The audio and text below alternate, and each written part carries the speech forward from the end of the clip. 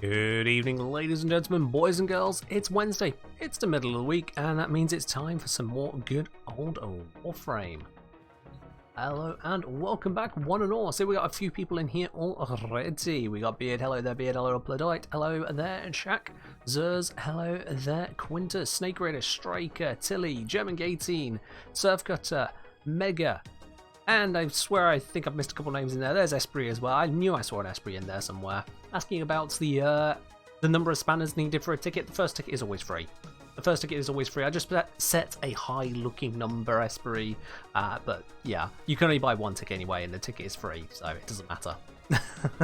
It doesn't matter what the nominal price is to enter. Hello all. How are we all doing today? Hello there, Mac10. Bid saying, ping when I want me to start swinging a stick of time for this year early redeems. Bid, I trust your judgment. I trust your judgment. Oh, bot's done the ping. Nice, good to hear, good to hear. Excellent. Albert saying, just realised the other day, how come with all the silly ephemeras, we never got cat ears? They'll definitely sell well since most Warframe players are anime stands. Citation needed on everyone being an anime stan, or at least certainly most of them, but you're probably right, yes, cat ears would go down well. The downside is that obviously there would have to be some kind of event item, as, you know, Warframe is maintaining at least some kind of aesthetic, kind of, you know, slightly, maybe? A bit? But yeah, it's a little bit all over the place, isn't it? Esprit there with a message, may I join Sortie? You absolutely may indeed. Those of you who wish to join a Sortie, you can do just like Esprit has done here and send a message to me in-game, and I'll bring you on into the squad to go through today's Sortie. We'll have a look at what Sortie it is in just a moment. Oh, Bid's just taken the spot, which leaves just one space remaining, and Tilly has taken it. There we go. I think that might actually be the fastest we've gotten ready for a Sortie ever. And sorry, Jack, you're unfortunately, for once, a little bit too late on joining the Sortie there. The slots are gone. Alright, like my dude. Slots are gone, yeah. Flip indeed. Oh, holographic cat ears. Okay, I mean, that might fit a little bit more up to date, but, you know, not a huge amount. Not a huge amount there, yeah. Lefko's been using Lavos a lot more recently. Nice, yeah. Can I ask to show Fullman build? Yeah, sure, let me grab the Fullman. I'll just bring up the standard go-to build, one that kind of handles pretty much everything outside of the steel path. Because onto the steel path, usually you're up against stuff that needs a little bit more juice, but this works for the vast majority of everything otherwise. Yeah, I've got a config set up for the other locations and other things that need bits and pieces, but yeah, there we go. Hope that helps you out, my dude. Quintus apparently wanting to be hit with a sticker of justice to get some chores done. Beard, again, your judgment call on that one. I'll leave you and Quintus to do what you two do together. I'm leaving that phrasing in there. Hello, Frank Arch. How are you doing today? Hello there, Zomtronic. Hello, Ken Killer. Jumpgating saying, how do I finish the secret lab from Salad V in Nightwave? Open the orange door, but I don't know any further. Jumpgating, if you are there at the moment, if you are you've just gone inside the orange door and you're in this tiny little corridor, you're like, now what do I do? Press 5 and start shooting things. And if pressing 5 doesn't seem to make sense to you, you're too early. Go back later. Basically. But yeah, if you understand what I mean by press 5 and then you'll be good to go. Just start shooting.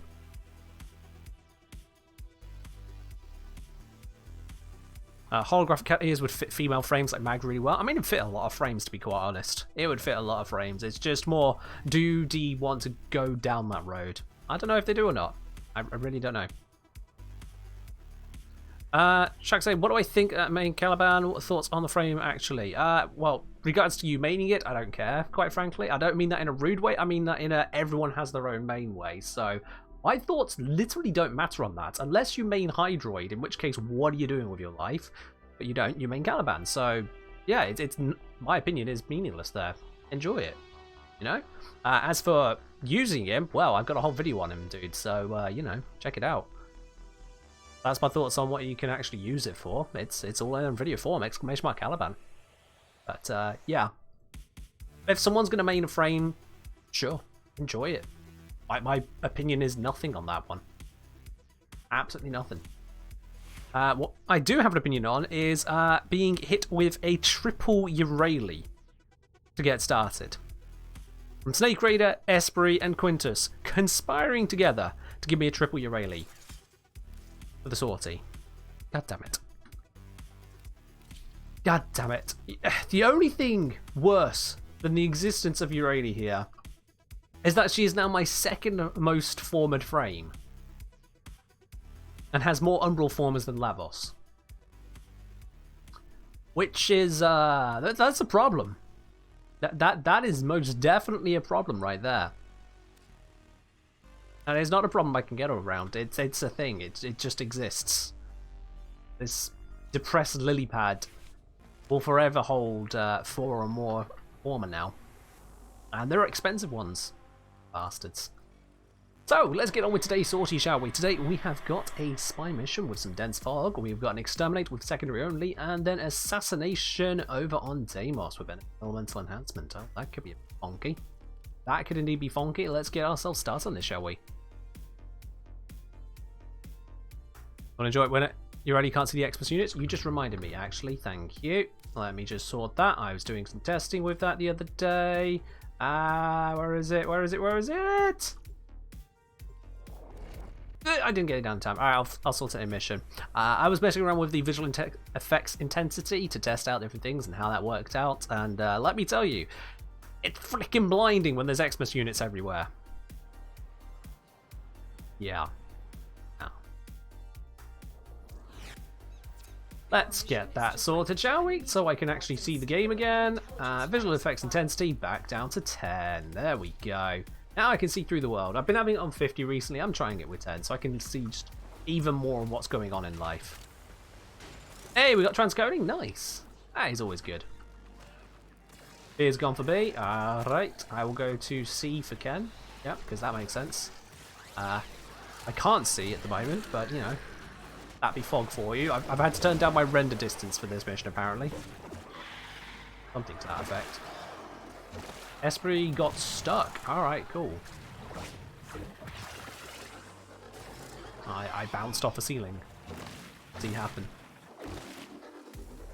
Oh, we got stuck as Euryale. Well, that's what you get for bringing Euryale to a mission on Earth. I mean, who the hell would do that? That's stupid. Why would you have Euryale on an Earth mission? You know, you're waiting to get stuck on everything. I don't know why I jumped off there. I thought that was the door. That was a door, but not the door. And now I'm going to fall. Alright, cool. This is going swimmingly. Yeah, this is going swimmingly. Euryale! Yay! Oh dear, I have to pay attention to where I'm bloody well navigating.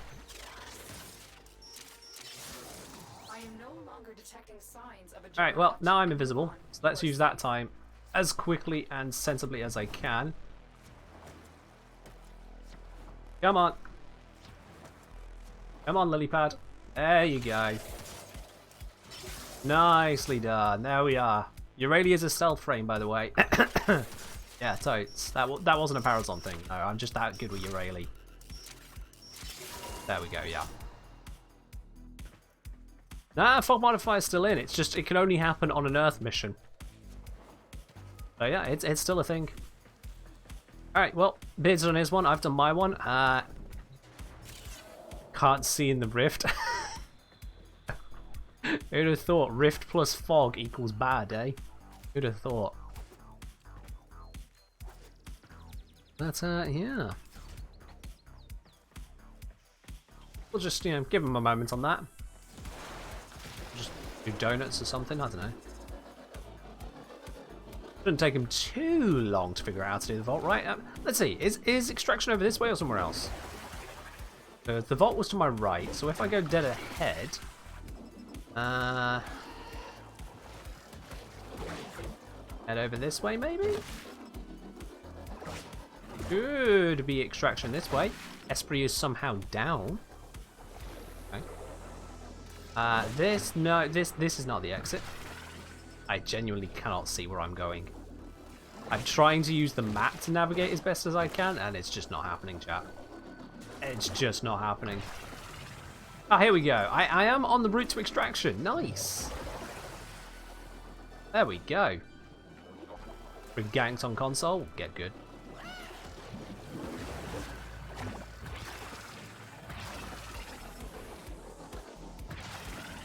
Oh, bollocks. Saved it. I saved it. There we are. Saved it and I got points for it or something. I don't know. Oh, why? Why this frame?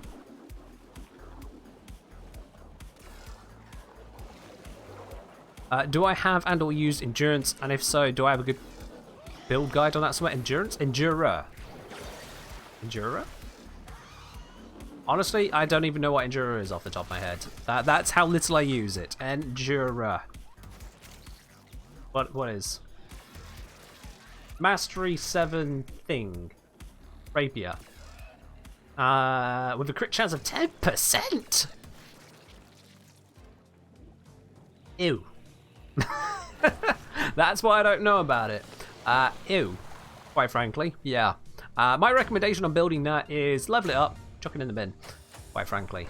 That is ew right there. You know, get yourself a different rapier, my dude.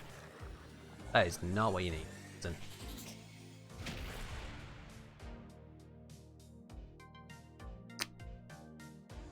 I mean, you've got a point there, Upload. You've got a point. Not to mention also, you know, absolutely insanely big wings. That was a thing they added. That was a thing. Oh, Snake Raider getting 2035. Well, I'm sure it'll hit you in just a moment. I'll leave that to him. Red Zoom saying, just finished the sortie. Last mission took about 20 minutes. Oh, it won't take us 20 minutes to do that. We've got the power of Eurayli. I mean, you know, how bad can it be? It's Eurayli. Yeah, we got triple Umbra in Eurayli. It'll be fine. Now. Hello, Adamalek. How are you doing today? Is it me, Adamalek? Did you change your... You put your bit badge back on, didn't you? Did you? Or am I off here? I feel like you did. Maybe I'm wrong. Maybe I'm wrong. You always had that there.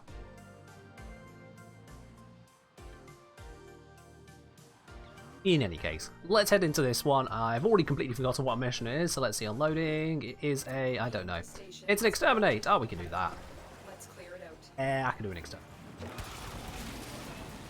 Laser beam. Laser beam. Exterminate with a laser beam. Gets them killed quite easily. Laser beams. They're the best. We don't need to finish that.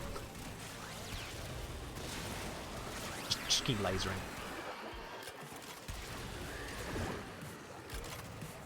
Kind of strange just how floaty Eurayli's surfboard is, you know.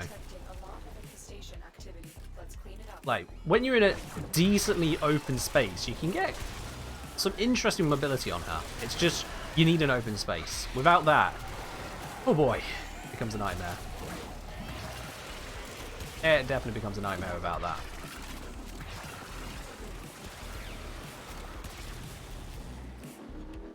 D's nerfing CC frames. CC frame? What? Nerfing? Upload? What's this about? I've not heard of any particular nerf about CC frames being nerfed. What's got you on that idea, Mike? Oh, frosted with a hydrate? Yeah, sure. Cheers. Thank you. Triple on Eurayli should not be a sentence. It shouldn't be. Unfortunately, you and I apparently don't really get a say in this matter because, yeah, the others did. I mean, to their credit, they really put money where their mouth is, as it were, you know. So, what? Oh, hey, Juggernaut. Yeah, I'm just going to... It was 3 different level 5 hype trains to make this Eurayli abomination happen, so, you know, they did their dues. But yeah. What secondary is this? This is a kit gun. It is the Gaze kit gun. Very nice laser beam, very capable.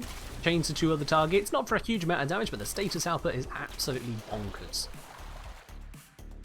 Yeah, Gaze kit gun. And Alex saying, they're doing not so great. Parents and my sister all got COVID. Ooh. Now I've got to take care of them. Only the one that didn't catch it. Well, I hope it remains that way for you, Malek. I would not wish COVID onto anyone, so all the best on that, my dude. And a speedy recovery to your family. Upload saying, the eximus enemies will be immune to crowd control until you beat their extra hit point bar. Ah, yes, I did remember coming across something along that line, yeah. It'll be bad when using a squishy CC frame can be gunned down. Yeah. Frames which rely on crowd control for survival, then coming up against those, that could be an interesting thing. You're very right there. That could be quite interesting. Yeah. We'll have to see how that pans out, you know? Thinking of a frame like Banshee, who not only has absolutely no tank ability, but also her entire stealth is basically, haha, you didn't hear. That is Banshee's defense. She causes a very mild stun for a very brief amount of time, and then that's it. That's all she's got. Done. And you just hope beyond hope that that was enough. And very often it isn't, you know? Very, very often it isn't. For this next mission, I'm going to switch on over to...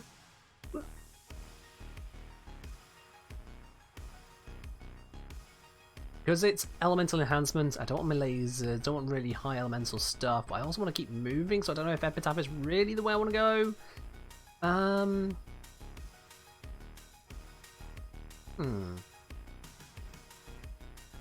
We go Diplos. Diplos should be alright. They're unranked for some reason, so that's a thing. We'll have to work that up. Let's get an adapter on here, why not? Why not? We'll go with secondary merciless. That should do the trick. Yeah, this should work. We'll give it a try. Maybe it goes badly, maybe not. We got gas. That should be suitable for the bastard. Let's give it a cracking, guys. Let's give it a cracking. Oh, and what elemental type is that? They've got corrosive. Lovely. All right then. With that, guys, let's get a prediction going on this one. What reward do you think we're going to get from today's sortie, guys? Do you think it's going to be an Anata Sculptural Endo, or do you think it's going to be literally anything else? Grab your blue spanners at the bottom of your chat window and make your prediction. Which side do you think is going to be right on this one? What are we going to get? Hell, it may even be a legendary core. You know, maybe. Maybe.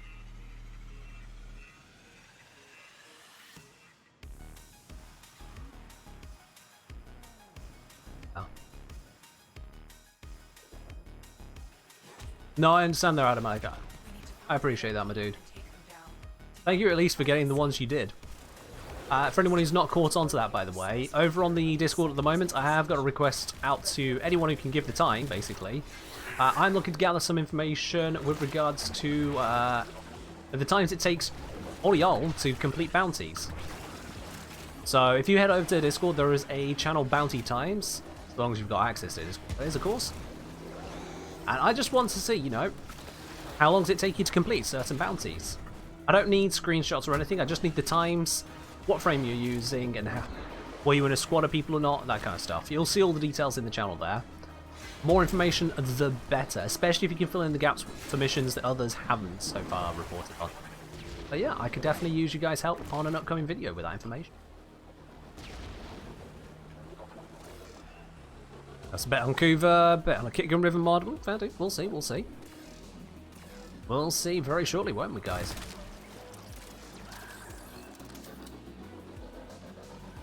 Need Rolling Guard to fight. Yeah, Rolling Guard to fight Eximus. I mean, that helps to an extent. But the thing is, for endurance runs, you can get a lot of Eximus units at the moment. So it depends on how you're making that work. We'll see.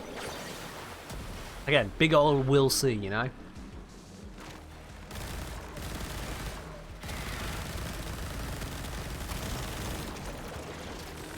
Alright, we're doing some damage. Can you? No? Okay. I've got to make sure I don't, like, use up all of my ammo, but at the same time, I want to be doing a load of damage. So, I'm also trying to stay mobile on Urali here for that crit bonus. We'll see how well that works. Come on, you fecker, open up. There we go.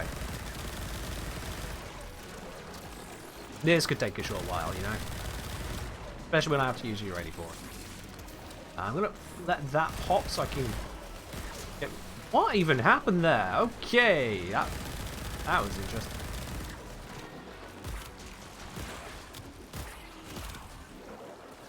Yeah, fun fact, do not aim with the Diplos at this boss. That doesn't work well.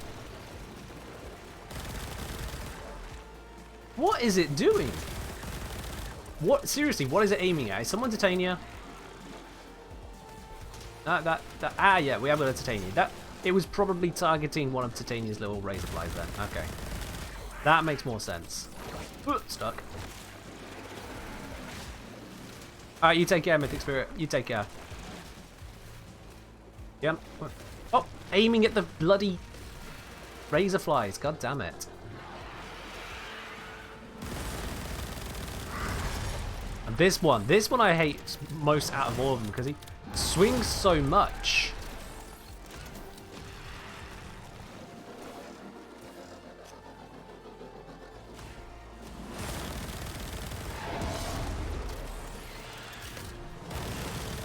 Come on, take a few hits, mate.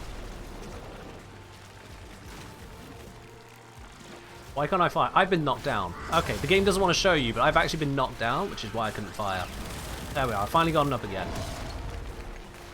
That's a good question. I don't know. Do I have it turned on at the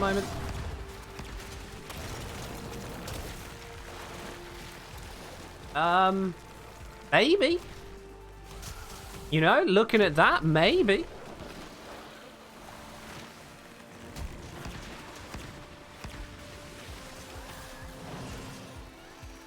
Okay. I mean, that's a thing. Yeah. Good shout. Look at that. Alright then, screw you, Merlina. Come on. Nope. Balls. Up. Bop. Bop.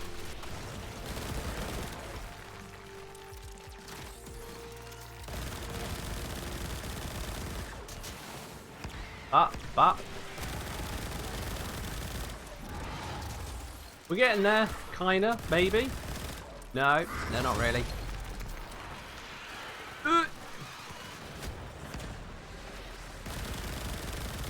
But yeah, Xeneric Temporal Blast definitely does slow him down. That is a thing we can use. Come on, open up.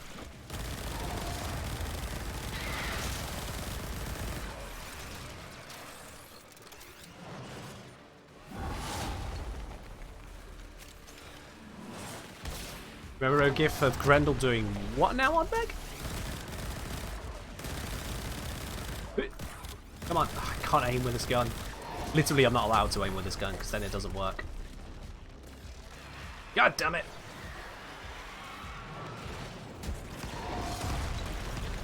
Zap, zap, zap. Sit still. Thank you.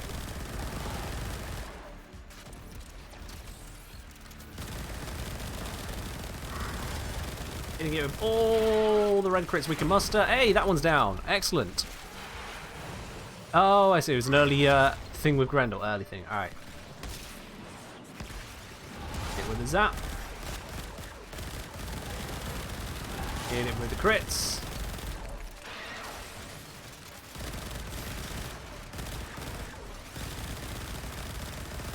Not a lot of hits there, but oh my god, I'm so low ammo. Give ammo. Carrier. No! I modded carrier differently. It's not giving me ammo. Why did I do this to myself?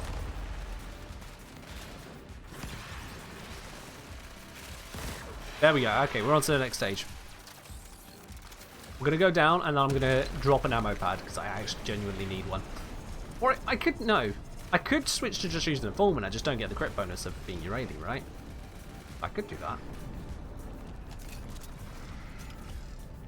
Give us a moment to drop down. There we go. Pop that.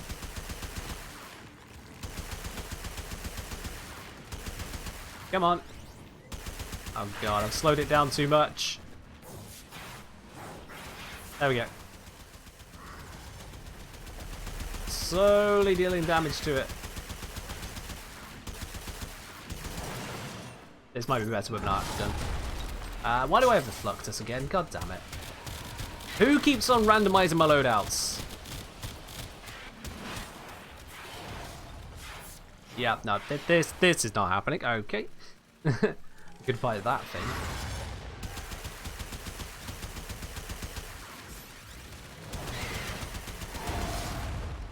They've gone fast again. Slow them down.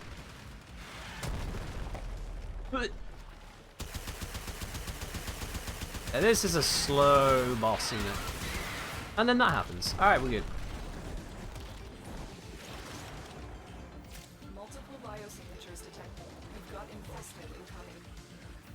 It's speeding right ahead because, of course, he's Titania. And, oh, bollocks. Almost perfect there, and then I just hit a pole right at the end. There we go. We're all good, chat. Sortie completed, and hopefully not too long, I think. Let's see, how long was that? 8 minutes. Oh, we're fine. The power of having a Titania on your team, you know?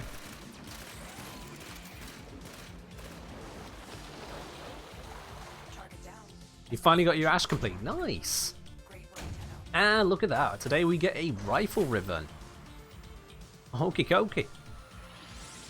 Those of you gambled on it being a, well, not an ender item, you're absolutely correct today. There you go. Looks like a lot of you suspected that was going to happen today.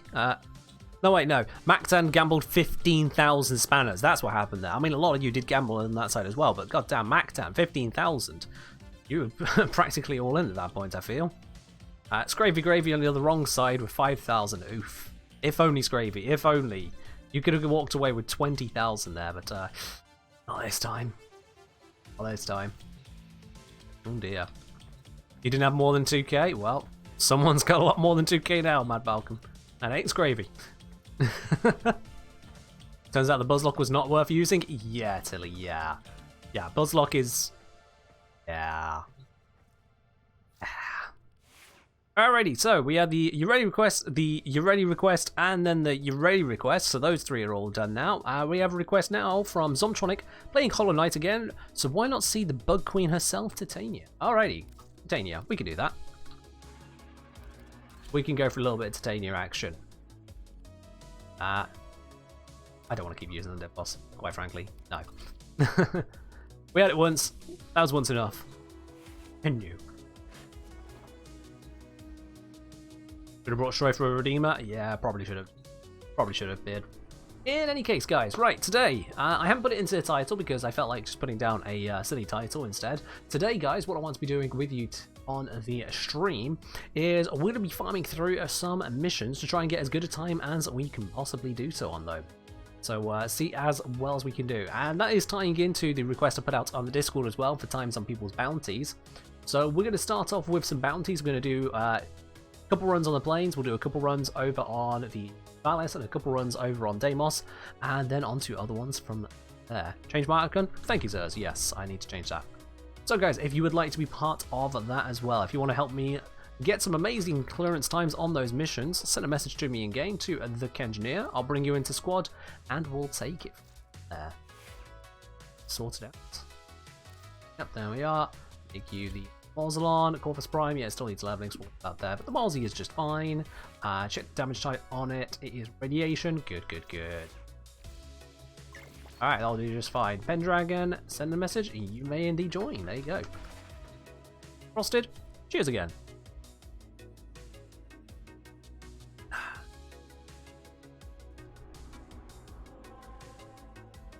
I mean, Zom, it's a speedrunning, but it's not like speeding around the map speedrun. No, it's bounties. You don't speedrun bounties by just being fast. You get my drift? Yes, but actually no. Alright, let's head down to Cetus.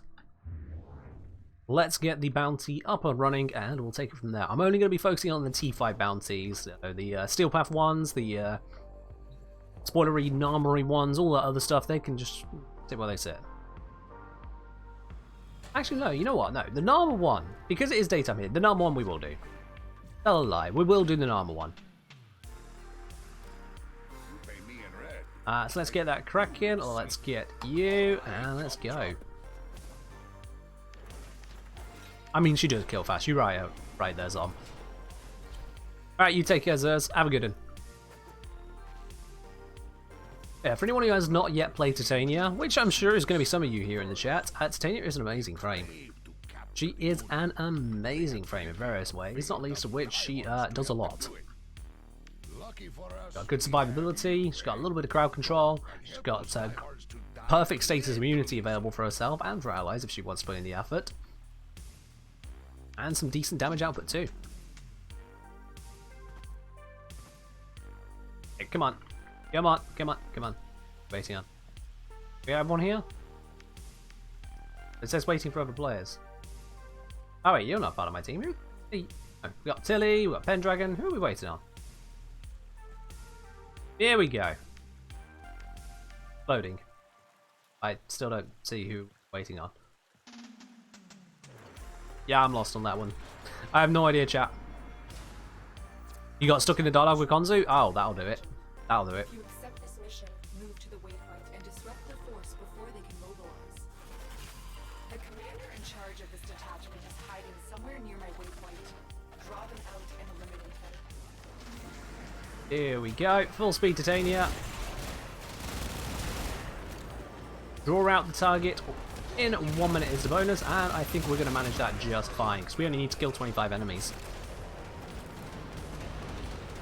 Here's a ship. Oh, there it is. As long as the enemies are dead out of it, that's all I care about. Where are the enemies? I've seen nothing. that is a lich. Believe it or not, I cannot kill liches. Or apparently that napalm. That was... Not sure what my build is. That is still a lich. There we go. You know, I might need to check the build on this Dex fixture. That did not feel right.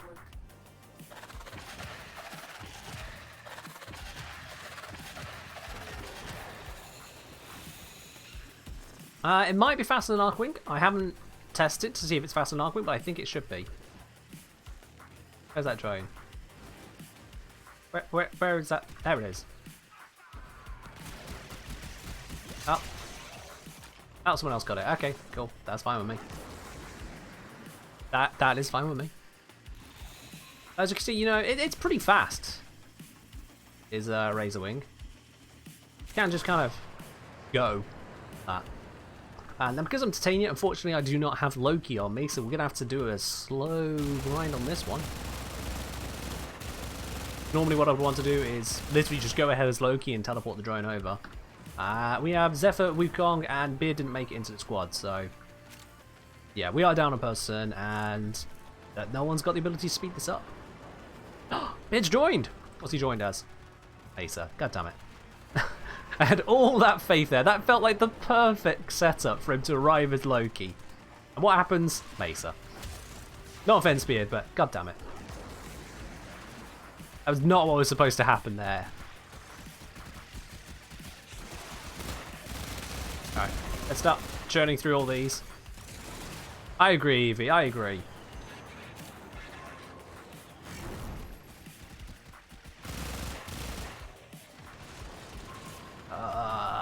Because this, unfortunately, is a very long bounty stage. Like, this takes a while. And it's one of very, very, very few bounty stages you can actively speed up. Most of them are either... You'll get it done quickly anyway because it's a quick stage, like the capture one. Or it just takes a while. So, yeah. This is one of the only ones where you can do something to really make it faster. And it's usually a good idea to do so. Bounties take a while in themselves. It's usually around about 2 minutes per stage on average. Landing.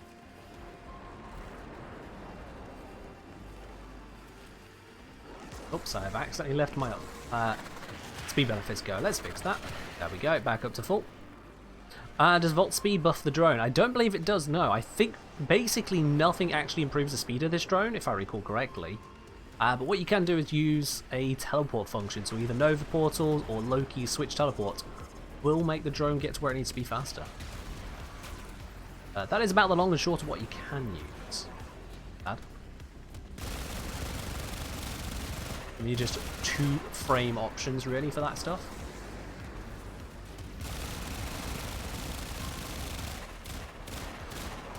Damn those snake arms, they do tank a bit. There we are, drone's all done. Ew. Post migration? Tilly, you crashed. We're good. You disconnected. That's on you. Or your computer. I don't know what happened there.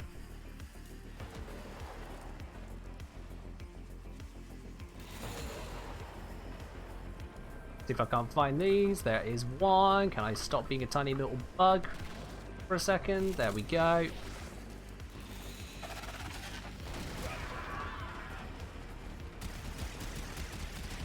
Trying to find the others on the minimap.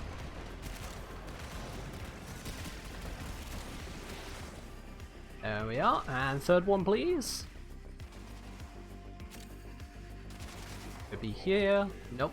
Could be up here. Oh. Nope, nope, nope.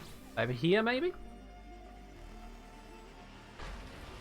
Could be up here. But it is not. No, it's not. Yeah, Tilly, see if you can rejoin. Now do /join and then the Kengineer. Because you're in the squad, it might let you rejoin. Nope, not that. I don't know where this other one is. I feel like I've just searched the entire map and not found it.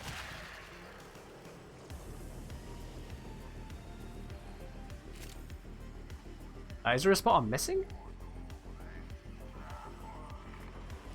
I mean, obviously there is a spot I'm missing, but where? We got the one that was over here.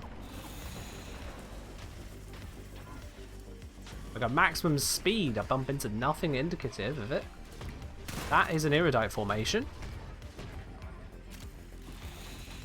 Okay, it's closing in. It's up over this way somewhere. Wait, is it up high?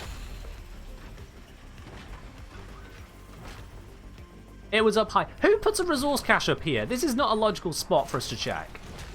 What is this? What is that? Now, if you haven't got a flying frame, you ain't got a flying chance of spotting that one. The grenade put them up there? I highly doubt they did. You know what, with this being a Nama mission. Save the data mass. Yep. And now we do a long one. Those cache ones are usually short ones, so having that screw us around was rather unfortunate. Now we got this long one. This one's a fixed 2-minute timer. Is not what you wanted? Okay, you know what? I take it back. Yeah, they can get up here. What is this? Okay.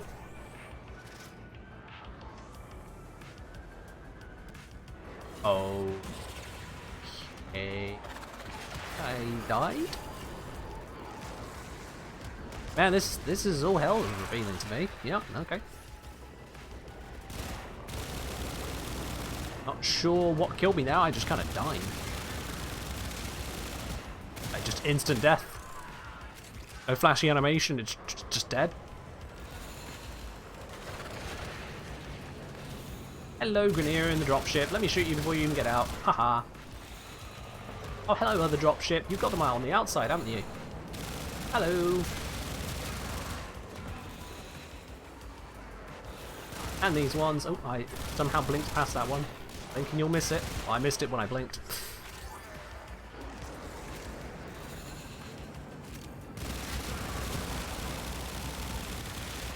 I was going to say, how was that not hitting him? Oh dear. Not again, not again, not again.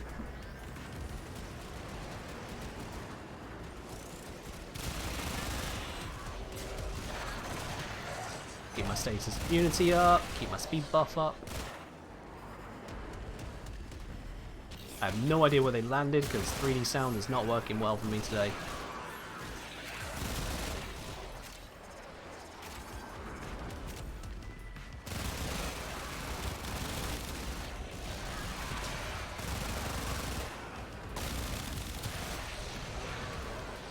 There we go.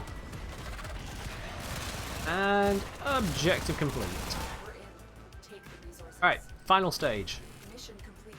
These resources will be supremely useful to our cause. Yeah, so that's not doing a lot.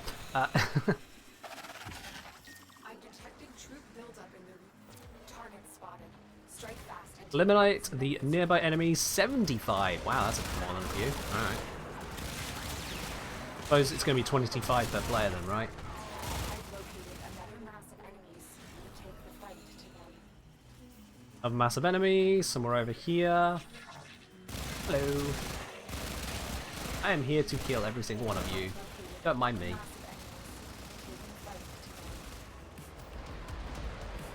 Those ones all dealt with. Some over here. Well, there were. Get rid of that drone. Get rid of that turret.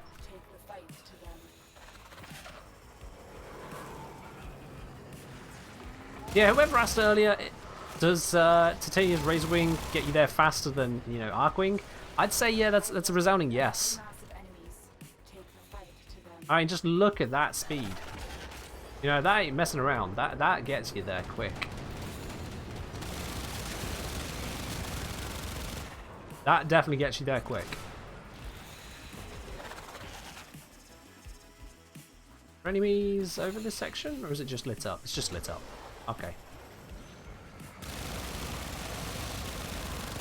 Oh, you got a little bit of punch through there.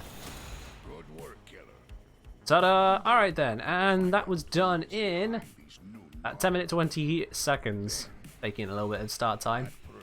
10 minutes 25. I'm just gonna write that down over here.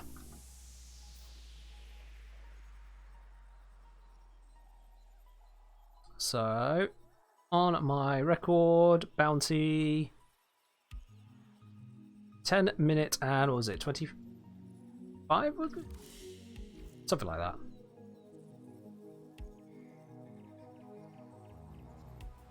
There we go. I brought Titania, we had Mesa, we had a Wukong. On the plains, Nama bounty. There we go. Alright, it's recorded. Oh god, that speed difference when I haven't got these buffs up. There we go. That's a bit faster. Should you change Loki? Yeah, sure, go for it, Beard. Go for it. Loki's the one I usually use for bounties. I'm like forced into something else.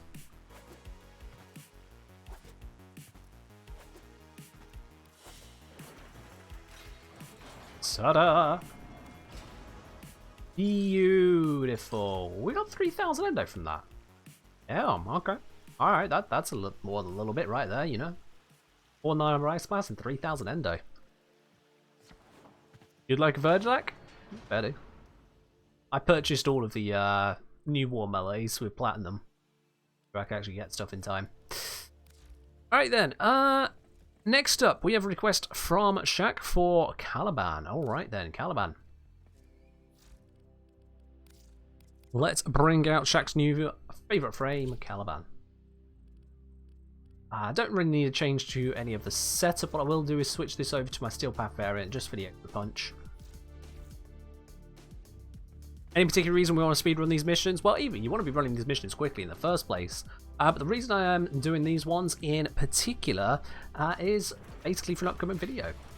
I want to have a look as to what farms exist, how quickly we can do them. Overall. Get a reinvite? Yeah, sure. There you go. I should probably also activate the bounty. That would be sensible. Can't just walk in the door and expect it all to be there. Got something. Heavy hitter like you needs a little. Couldn't get anyone There we go. to take that on. Early lunch for council. Spinny Boy himself? Yeah, although his spin is vastly underwhelming compared to Revenant's spin, so, you know. As far as spins go, not the greatest. Interestingly though, you do have the ability to farm both Spinny Boys on the same map. It's a bit interesting, right? Although Jaya coming out will be another Spinny, and they will not be here most likely. I'd be very, very surprised if you get Jaya here.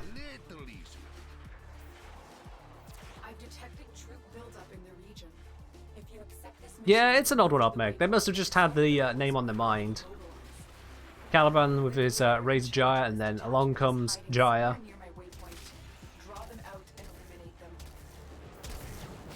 You're not getting away from me.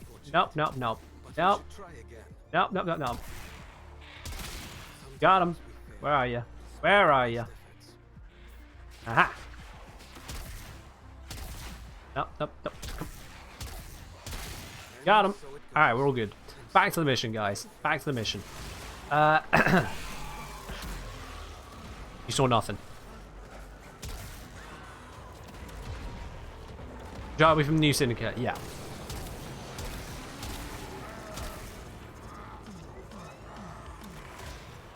Come on, where are the enemies at? Plus.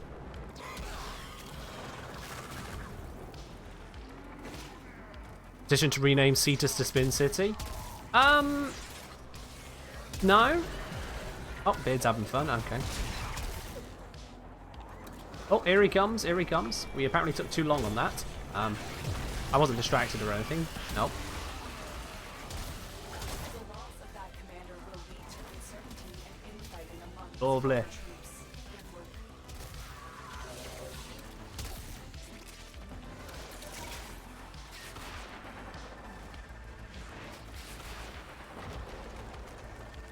Are there any other abilities where 2 or more frames do the same thing? Oh, hell yeah, loads.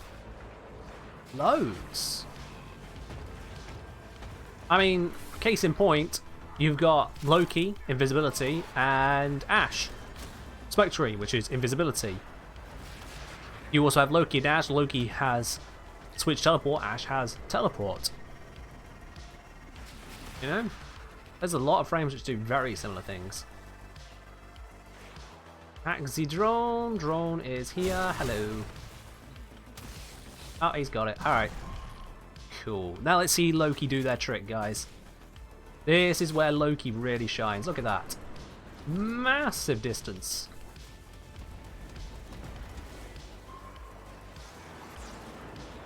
Good question, Dripbones. Good question. The answer is we have no idea. We have no idea. Hell, the very fact that they got bounties on the open worlds and that is the long and short of their post-New War stuff is interesting. Kind of way.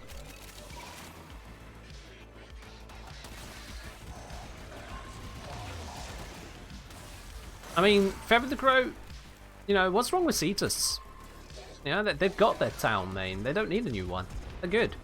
You rename towns if you take them over, right? Are you planning on doing something, my dude? Because Konzu might turn you into an early lunch.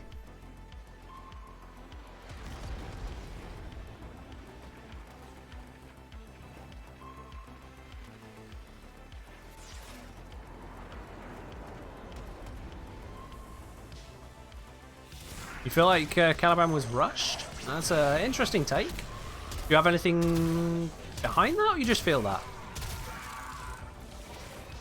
I honestly don't know how to read into that. Other than you just don't like his kit.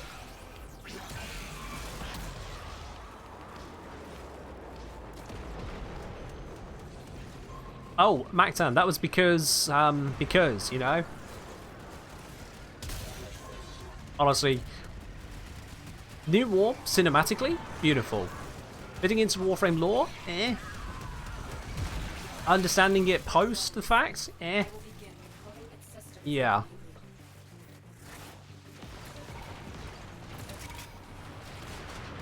I'm not sure myself. The bounties do feel cheap, quite frankly. The bounties feel cheap. I said it. I mean, I said it at the start, to be honest, but yeah, the bounties feel cheap. You go through all that New War process, and you come to this, and you find, okay, well, the guys are still here, and they're a bounty now, but it's only available at daytime on Earth, and then it moves to another planet whilst it's nighttime on Earth, and yeah, that's it. Does that sap its armor? Oh, it does! Oh, hello. Okay. Fun fact, Caliban saps the armor of a thumper. Yeah, the more you know on that one. I also do not have any knockdown resistance, so this is going to keep happening.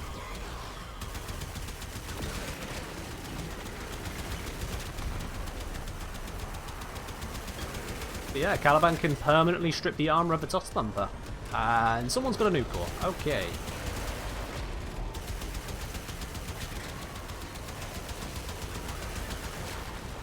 I feel like my laser beam's probably going to be better here.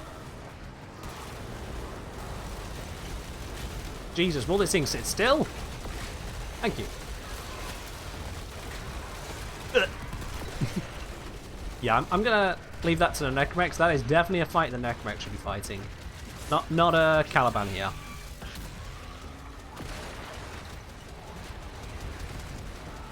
Oh, is that a thing, Snake Raider? Huh? The more you know. Timeout actually times you out from more of the channel than just chatting. That is an interesting one. Okay, why is this still not dead yet? Like, bruh.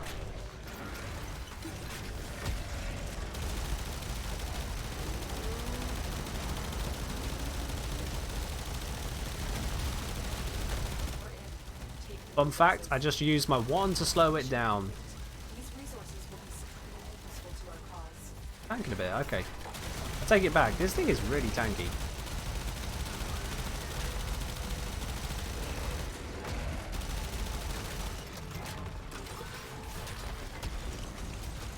But at least we can keep slowing it down, so, you know, that's a thing. Who is it targeted on?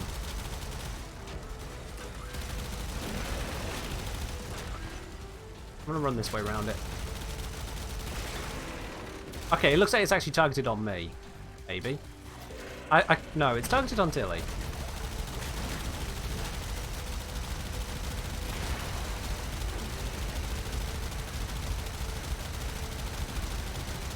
We're not even going to get much in the way of resources from this. I'm not even sure why we're doing this. Hello, Pratt Gamer.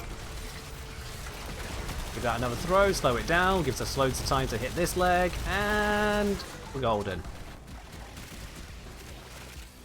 We're golden. There we are. Get all those lovely resources and get on out of there.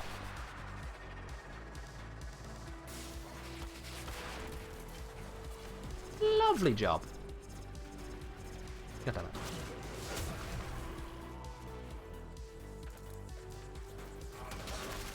Yeah, the Xeneric Slow is good as well. I just use the one on Necromech because it's, you know, right there. But yeah, the Xeneric Slow also works. You're very right.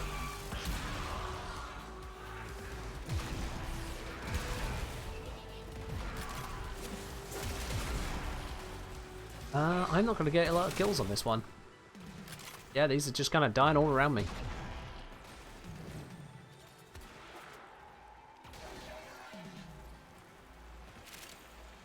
I'm sure there were a million ideas and dreams around the new Walking Goblins.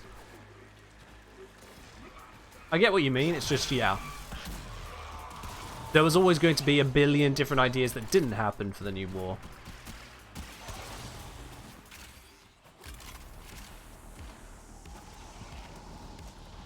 I personally am not a fan as to how a lot of the new war is basically hidden behind events.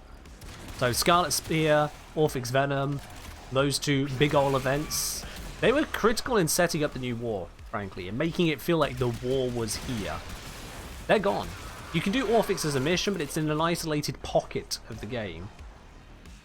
A pocket that you can actually just completely ignore and still get to Legendary 2, by the way. So, fun fact on that one.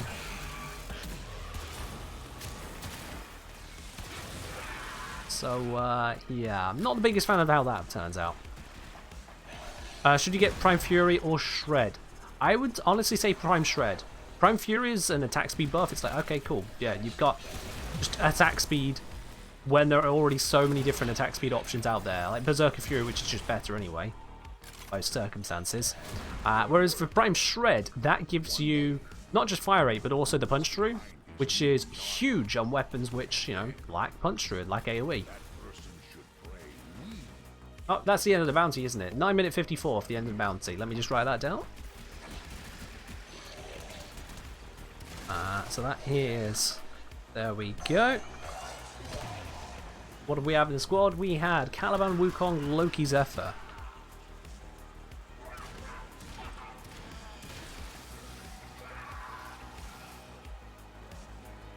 There we go, cool.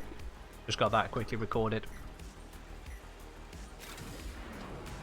Alright, let's head out of here now, guys. We've done 2 over here, so let's head on over to the Orb Valis and give that a spin.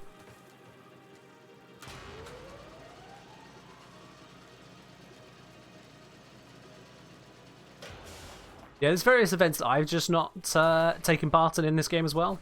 Events that happened before I even started playing Warframe. And I've been around a few years now. I hope that is someone's twin, not an enemy.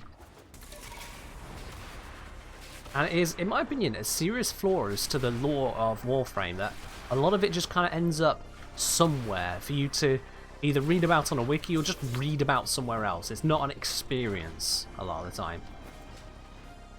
The main quest line kind of shuttles through that stuff places. I'm recording content for a video. I'm recording for the stream purposes, but I'm not recording for a video directly at the moment. I am, however, taking down notes for upcoming research on video. Yeah.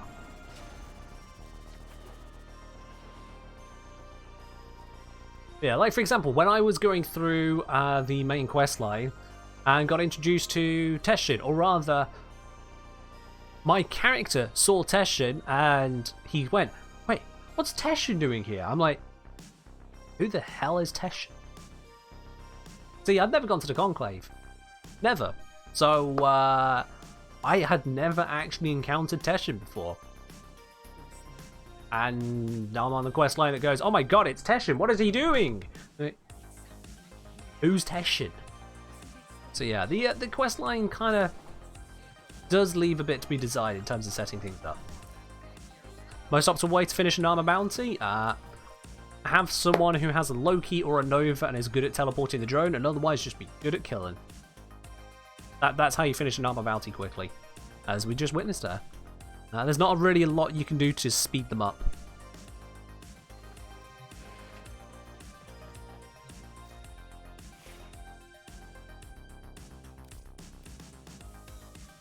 Alright, let's, nope, that was, there we are, Garuda, there we are, my mind just crossed over 15 things at once. German Gay Team requesting Garuda for this next one. Alright, let's do it. Teshin was in Second Dream? Yes, I know, Teshin was in Second Dream. That's where you kind of go, what are you doing? That's my point. Like, where was Teshin before Second Dream? Or whichever one it was, not Second Dream, War Within. Yeah. Those two quests just kind of merged together in my head, I'll be very honest. One happens right after the other. You kind of just kind of flow between the two. But yeah, where was he?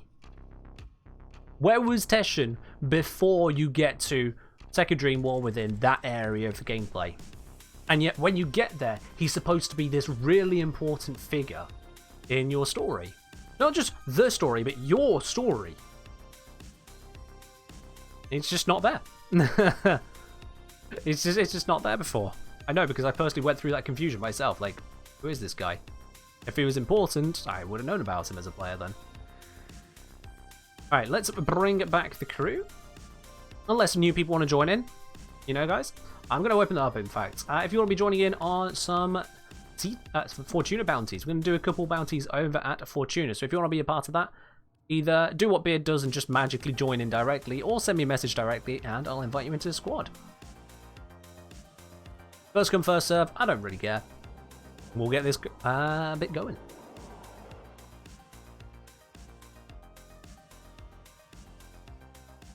Testing it as a side job as a side table? Maybe not. I say it's anything ever cold? Ooh. Hopefully it clears up quickly for you, Space Cadet.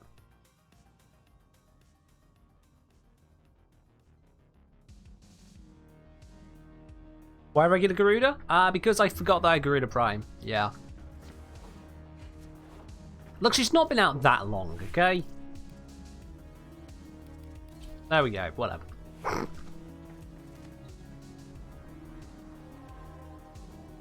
Alright, well. Seeing how many people want to be joining in, let's head down to Fortuna.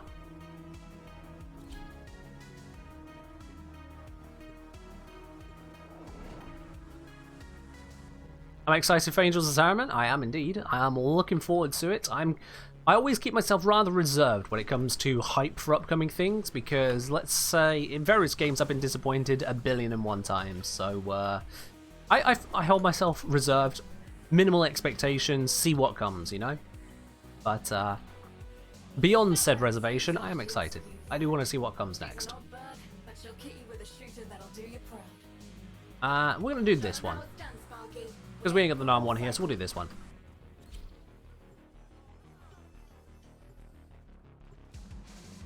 That's a very good question, Oddmeg, which has a long answer and is kind of halfway answered by DE on their dev streams. I'm going to leave them to explain themselves on that one, to be honest.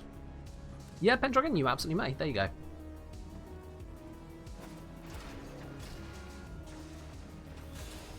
Oh, that's unfortunate, Brad Gamer.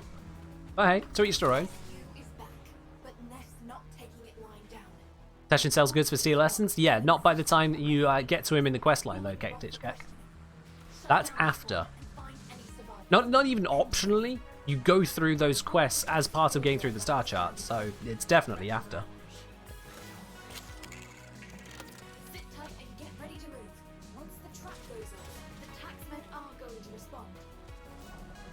Alright. Do you see it? It's headed right for the trap.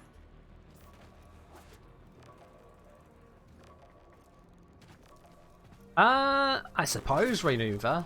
Like I say, I'm just reservedly waiting to see what we actually get, you know? Especially with DE. They have a tendency to say a lot and not a lot at the same time, if you know what I mean. They will talk plenty. They will showcase bits and pieces here or there. You feel like you're getting a big ol' insight, and then it turns out you actually know basically nothing about what the update actually is going to entail. That's how I feel about these communication on upcoming updates. We don't really get a lot of information. We don't really know what we're looking at. We just kind of hope that it's good when it gets here. And that's a necromech doing necromech things, so okay then.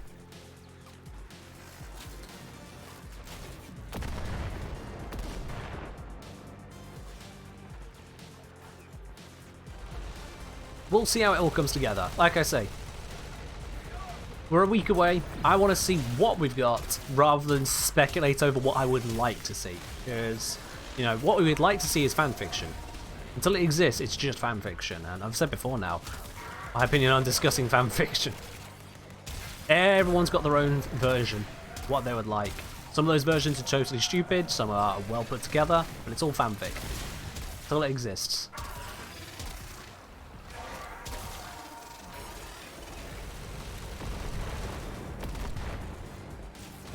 Alright, just a little bit more waiting in this one location, then we can get on to the next part of this bounty, whatever it may be. While someone detonates everything around me.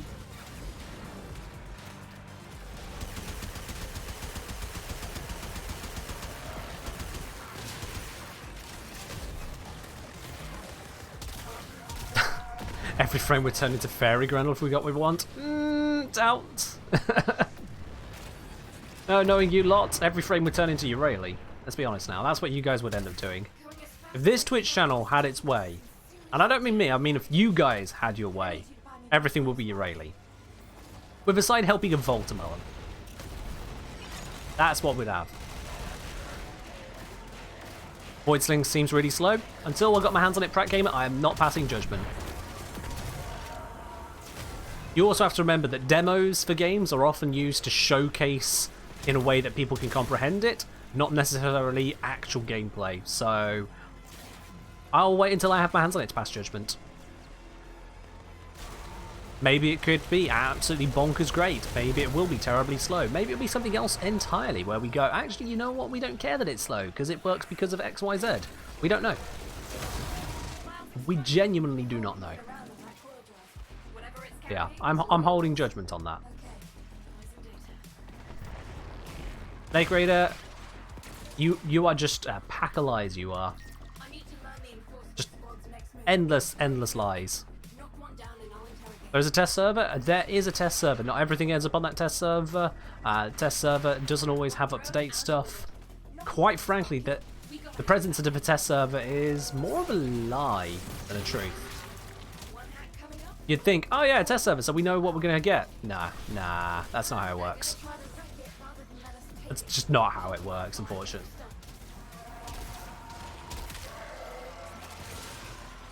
He's probably afraid of invalidating older content with the new stuff.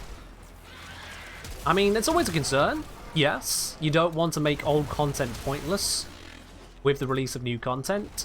Part of that, it comes down to maintenance to allow it to work out, but yeah. I can certainly understand the concern there. At the same time, sometimes you have to understand that old content is for newer players. Your older players want something new. Or at the very least, not something new entirely. You know, I'm not saying, hey, let's introduce something as ridiculous as K-driving new. Because we don't need that. But more along the lines of, hey, let's take what makes Warframe great and keep that, but in a new environment. I'll tell you what doesn't make Warframe great. Mobile bloody defense.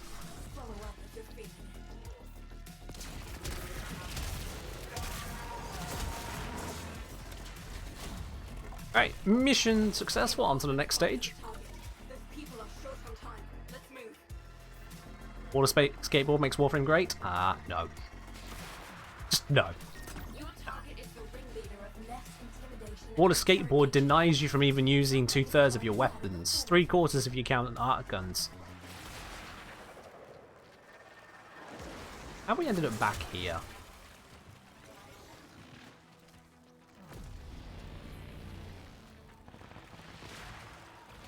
I'm seeing alerts kicking off across the board. Yeah, I get you, Tilly. I get you. That comes down to a matter of balance and design more than anything. Because if I can just mathematically address something, me, an individual, then they can pay someone to do so as well. So, if they end up with a rate which is too high or too low, either they didn't pay someone to do it, or they did and someone did a bad job. Either way, it's not a good result. I need to learn the enforcement squad's next move. Drones know things. Knock one down and I'll interrogate it. I mean, at the end of the day, to an extent, the entire appeal of a game is supposed to be you enjoy playing that game, you know? So, a large part of the reason I play Lavos is I enjoy playing Lavos. Oh wow, we've got this same drone mission twice in this one bounty? Okay. Alright. Yeah, so that's why I play Lavos, is I enjoy playing Lavos. For other people, they don't play him because they don't enjoy him. He's not always the best at various bits and pieces, but I enjoy playing him. With that said though, when it comes to Warfix, I find that very few people do enjoy that mode. I've tried to enjoy it, and honestly, not really. Not really. I'd have to think hard as to why, and put my finger onto what could be done differently, but again, that'll be a fanfic. But yeah. The gameplay should be first and foremost. And then the rewards kind of go with that. It's an interesting part of MMO design is that it's reward driven rather than gameplay driven. You know, you don't play Mario, the original Mario games that is, for the reward of a point score at the end. You play it just to, you know, play the game, defeat Bowser. MMOs kind of diverge away from that a lot of the time. Kind of weird. Kind of weird. I mean, I feel like it should have stayed... Sorry, I feel like it shouldn't have stayed an event, or should have stayed an event. I mean, Orvix, if it stayed as an event, would have been a waste of assets. Like all the other events that they've just taken out and never brought back, Scarlet Spear, for example, that's a waste. But, so, yeah, leaving Orvix to just be an event would have been a bad idea. That said, the way it got re-implemented with some changes that made it less palatable to play, I wouldn't have said those were the best changes. You guys don't go for more points in Mario? You can do, yeah. Where points are available or anything, like measuring by lives or score or whatnot. But the main part of the game is to play the game, Mario. You're not trying to run the game over and over and over and over and over, beating levels, to gather up Mario points to get yourself a new Mario suit or something like that. It's a typical MMO kind of gameplay loop. The looter shooters, a lot of it is the loot, not just the shoot, and balancing that is an interesting challenge.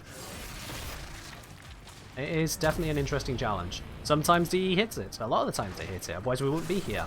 Sometimes they do seem to miss it.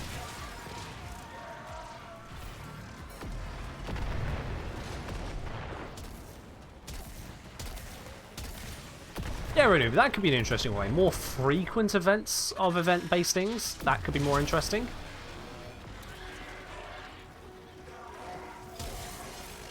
It's also part of the difficulty of integrating a linear timeline of quests. So the whole establishment of what was, what is, what will be, and then the will be coming to pass, versus an otherwise unchanging matchmaking system when you want to keep as few separators in the game as possible. You want pretty much everyone to be on the same queues. And doing that is quite difficult. I remember how, for example, they handled this over in RuneScape. They basically drew a line in the sand at one point and said, alright, from this point on, all the quests that are being made are now after this one specific quest. This point here is the new age. The old age stuff existed, the new age stuff existed side by side, kind of, and there's just this understanding of the world is changing. So you will see stuff that is from beyond the quest timeline because, hey, well, sorry, the world needs to move on. And even then, it's cumbersome, it's clunky. Single player games don't have this problem because they make a new game, they make DLC, or at the very least, you go through the story and you've gone through the story. Congratulations, you're done. How long did that take? We did that in 11 minutes 20. Just write this one down.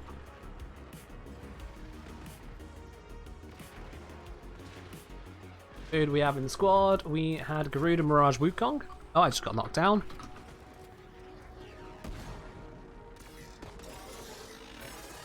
There we go, that's that recorded. Alright, cool. Let's head out and back in just to make sure the mission fully resets. Timer and everything. I probably should do the whole recording of data in here, except I can't trust the timer to stay in place when I do that. I want to see how long it actually takes.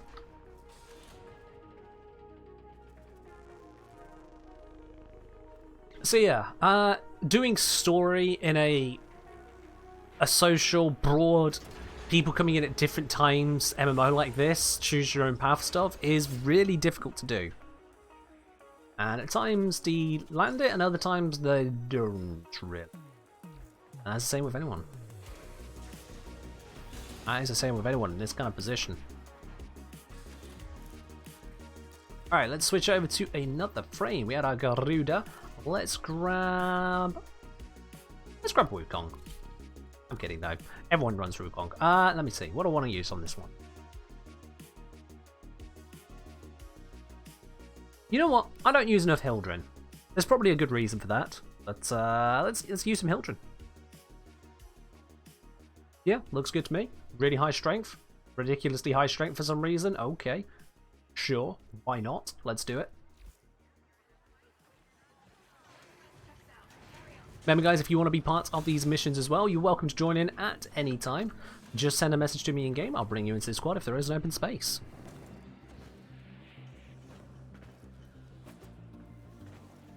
That is a very glowy person. Oh, I should probably start a bounty. I always forget to do that.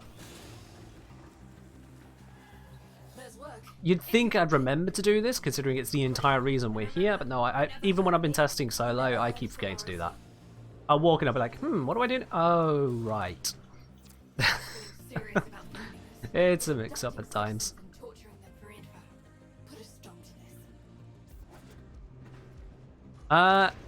Didn't D say cross-platform play was coming out before the end of 2021? Nope, they never said that on Meg. Or if they did say it, they said it well before 2021, so no. There has been no timeline given for the release of crossplay.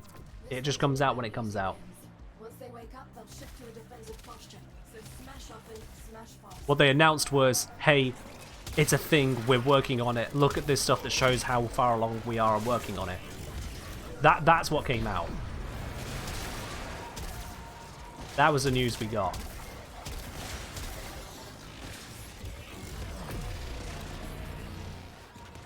Yeah. We'll have it when it's ready.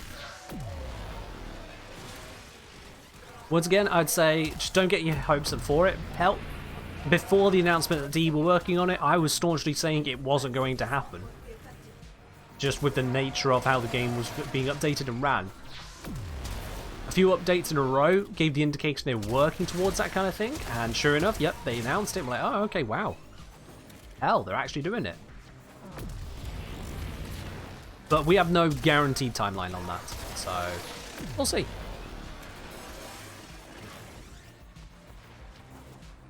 That could be pretty insane there, Calaman. Depends on how strong those actually are, but yeah, fair do, my dude. Fair do.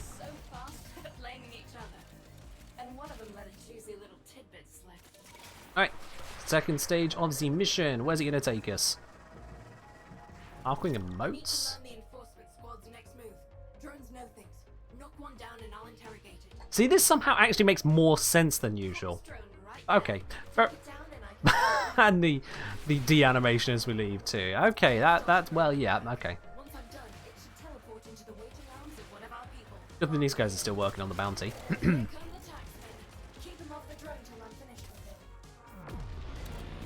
Yeah, I get you there, Meg. I get you. All console players, I'm sure, not just Switch, all console players will appreciate having more people to play with. The downside will be load times. Because either PC will have to suffer longer load times to allow the console players to play, or console players will often find missions in progress, or even after a mission, force started when they're not ready. So load times could definitely be an issue, and something I'm sure D are furiously trying to solve themselves. I mean, why wouldn't they? Enemies somewhere there, but I can't find them. I'll get them.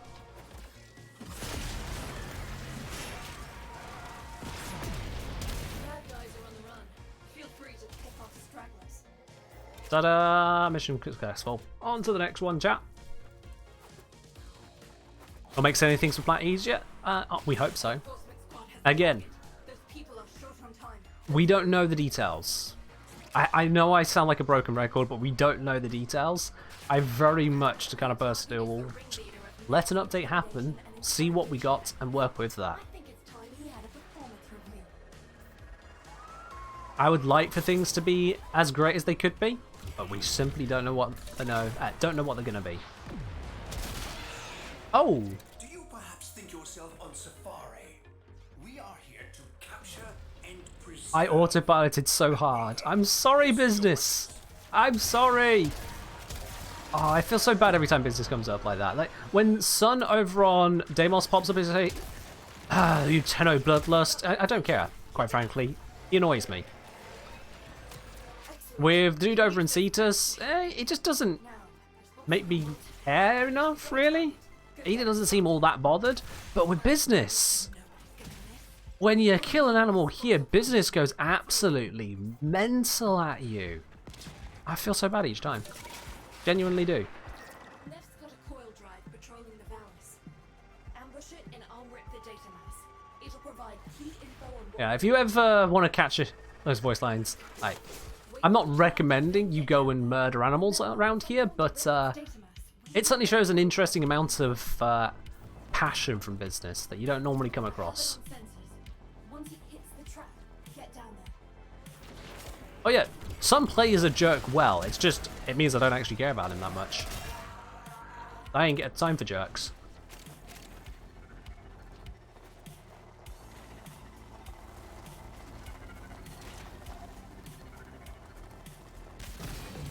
I get you on one aspect of, the thought exercises of what could be, but when it comes to game updates, because we have no power, no control over them, the what-ifs factor tends to only create disappointment. That is my observation. By and large, when people have unfettered ideas, thoughts about what could be, the various posts on Reddit about, oh, imagine if we had this, imagine if we had that, what about this change, what about that change, oh, imagine this upcoming feature that no one's talked about ever, but I'm going to talk about anyway, It's endless. And then none of it comes to pass. Yeah. I'm just not one for it. Because I too can come up with a bajillion ideas. I used to be one of those who would post onto Reddit's threads like, oh, but we could have this, we could have that, they could do this thing, they could do that thing, change this, create that, yada yada yada yada yada. It goes nowhere. Hello, MacDB, how you doing today?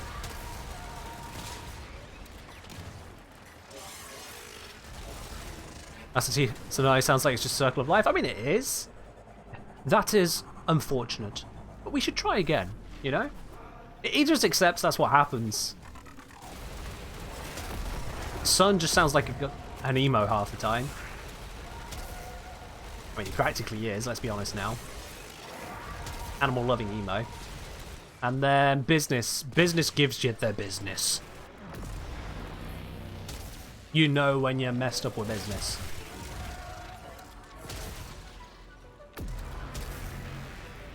Yep. Yep, goats, you're absolutely right, yeah. That's the other thing.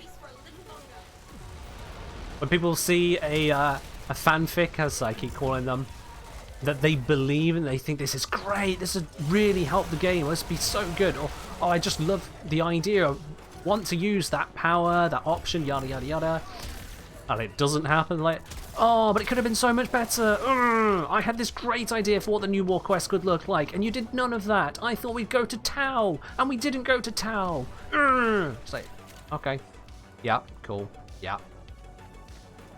I enjoyed the quest for what it was. It's got plot holes, it's got issues. I enjoyed the quest for what it was. People who hoped, expected, demanded to be a big old war in Tau, they did not get what they wanted or expected.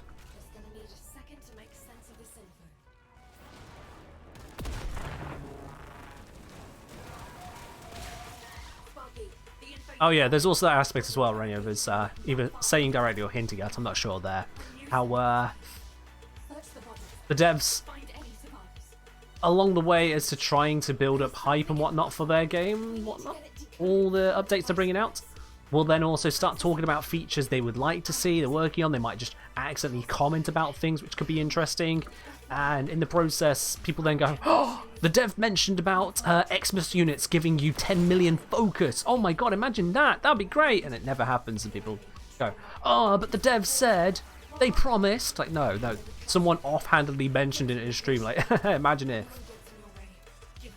Again, fanfics. So, I'll take what exists. The rest is advertising.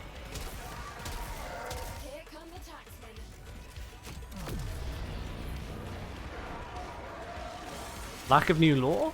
I mean, there's a heck of a lot of new lore, as it were, like stuff that was in the moment happening. Lore is in history? It was a quest more focused on present, but even then there was still some stuff added in.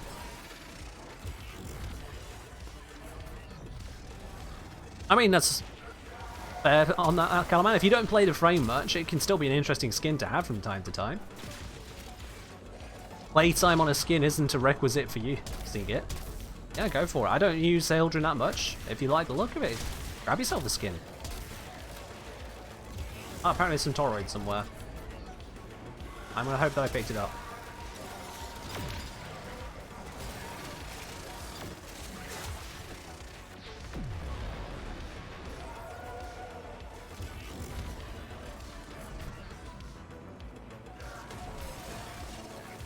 Yeah, I'm not the happiest with the story. Like, the actual gameplay of the quest, the experience, the cinematic experience, that was cool. How are the bad guys in the jail cell? What? No, I'm just gonna hover them to death. Okay, that's not gonna kill it. There we go. But yeah, that was weird. Okay. Yeah, the cinematic nature of the quest, I enjoyed. The plot holes, there were quite a few of them. The plot holes and the plot hand waves. The eternalisms, the 10 minute 13 seconds. Let me just pop this into here. That is the end of our Orb Valor stuff. 10 minute 13 seconds, I said, yeah? Yeah, it's 10 minute 13, there we go. And I think we had Zaku, Wukong, Hildren, yep. Cool. That is all recorded on there. Alright then. Let's leave this area and let's head on over to the Cambion Drift, guys. We're going to go do the couple T5 bounties over there now.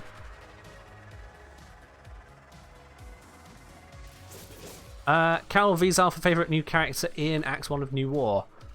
I noticed that you don't say Teshin there, Quintus, and well observed, I would not have said Teshin.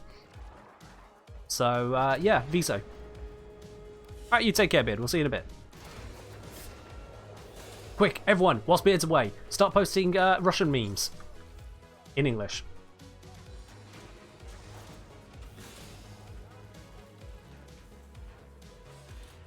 Also, no links unless you're a subscriber, because otherwise the bot will time you out. That and Teshin ain't new. I mean, there's that, yeah. Teshin was an NPC before we got to play him for a bit, so it became a playable character temporarily, but yeah. Right, Quintus.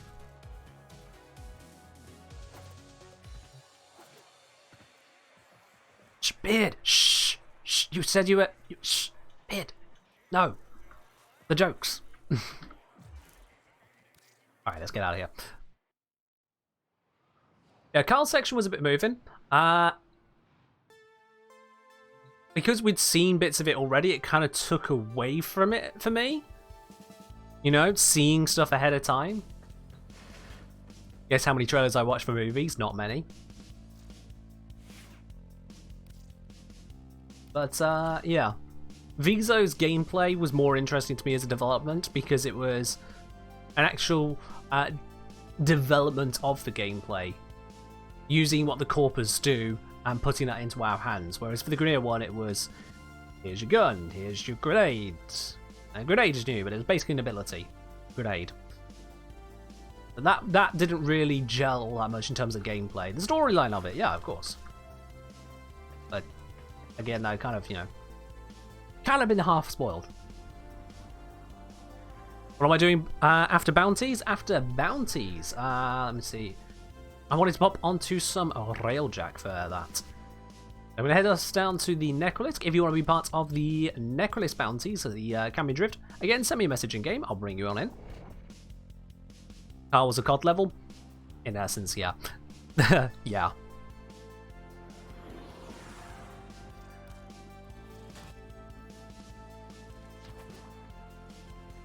They basically released the gameplay in the trailer. Uh-huh. Yeah.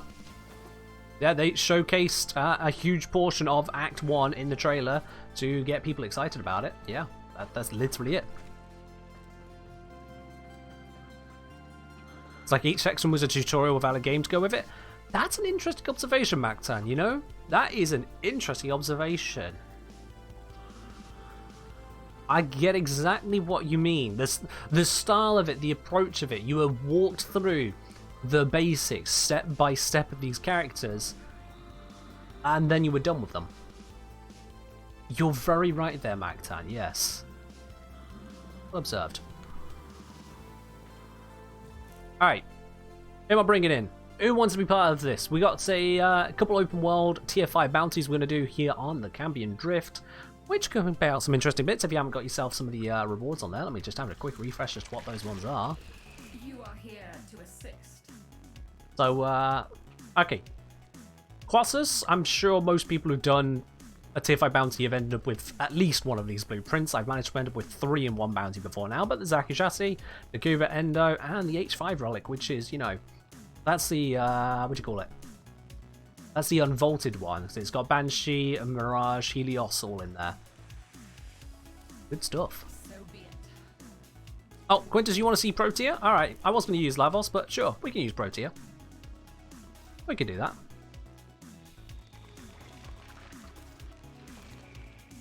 Let's grab a Protea. I'm going to have to pay more attention to keep her alive, because I don't do a good job of that normally, but we'll be fine. We'll be fine, I'm sure.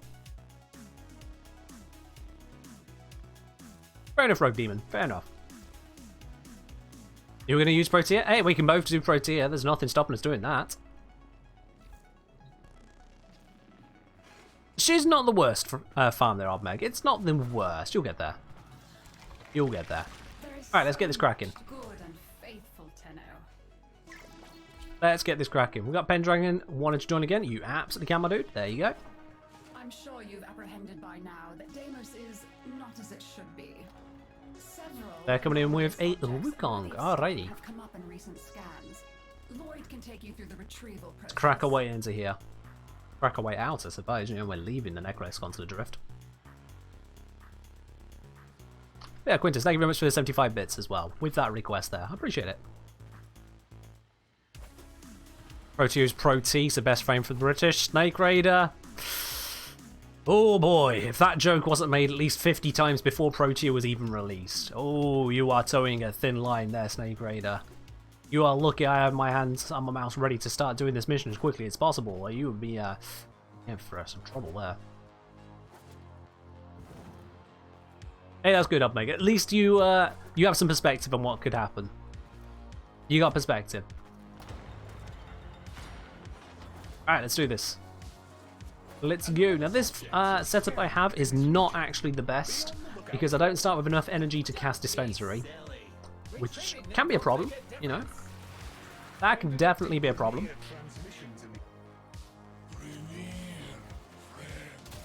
But in mere moments, thanks to Zenric being Zenric, I should have energy. There we go. Oh, no, that's friendly. Can't shoot the grenadier here. Cannot shoot the grenadier here.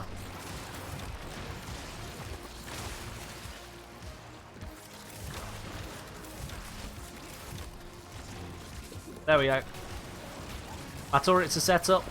They're covering angles. I can even do a research with extra strength.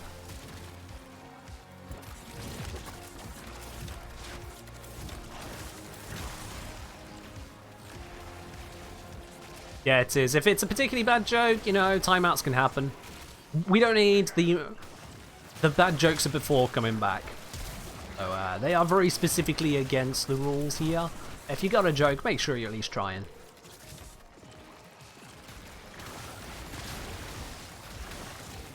This has to be even more annoying than armor bounties. I mean, it's not my favourite stage, I'll give you that. You need to make sure that the eggs pop. That is a big thing that sometimes people forget in public missions. The eggs need to pop before you shoot them. If you shoot the eggs, they don't count as kills, despite the fact that you stop something from spawning.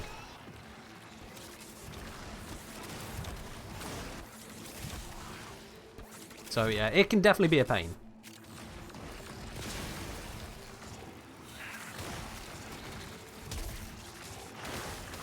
I mean, Esper, you say don't tempt you. If you're tempted to post just a really bad joke, I will actually just time you out for 2 hours. Which will be past the end of the stream, by the way. I ain't messing. Be smart or be quiet lest we discover you ain't. That's the best way on bad jokes. Define bad joke. If I can go onto Google and find you a joke in a list or compendium of jokes, or just anywhere around any given Discord about Warframe, for example, some really low-hanging fruit jokes. If it's a joke that a 12-year-old could come up with, yeah, no. Do yourself a favour. Don't.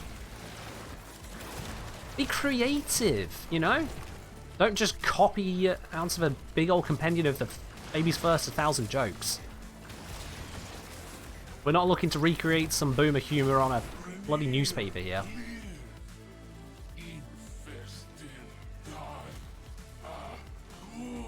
When it appropriately fits the situation, things can be fine.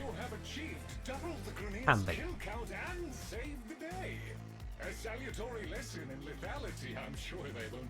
Yeah, any why the chicken crosses the road kind of stuff, right out, straight to jail.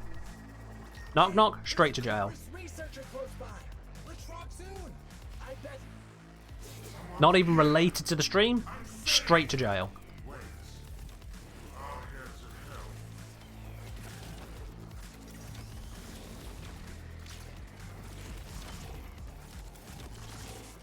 I'm talking more the quality of jokes, Meg, that you'd find in a newspaper from 30 years ago. The kind where you're like, oh, or the kind of stuff that you see on cheap gift cards. Not even proper birthday cards a lot of the time. They're just cards for the hell of it. Like, aha, look at what this silly penguin did. Wow, it's an old school meme. Not even a full meme. Just, come on, we're better than that. We're genuinely better than that.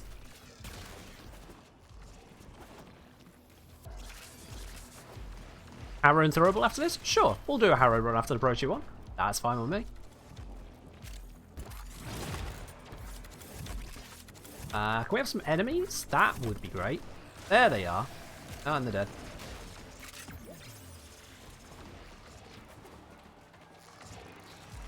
Knock knock is normally the police? What? I mean, when you have it happen often enough that you say normally the police, like, bruh, I think your problem is not being knocked on. That is something else going on there. Wish you the best on sorting yourself out, mate.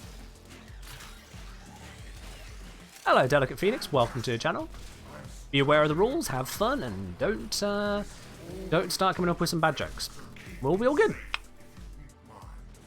But welcome, welcome. You mean generally? Fair enough, fair enough.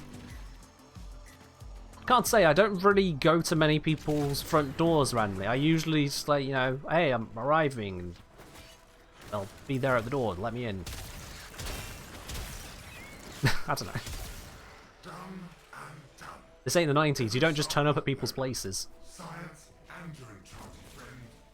Oh, if you want to be let in, that is. Well done. Full sample of No, there is not a joke contest. Tears? No.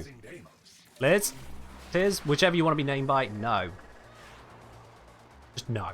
I have detected a nearby cache that Right, may be the next spot. source of an anomaly. Let's head on over here, chat. Locate. The infestation's got that box gripped tight. Blast that. Oh, okay, alright. So, which way is it sending the little wibble wobbles? Where do we want to go? Come on, show me. Alright. I thought it had already been hit. Never mind. Now it's going to show us the wibble wobbles. This way.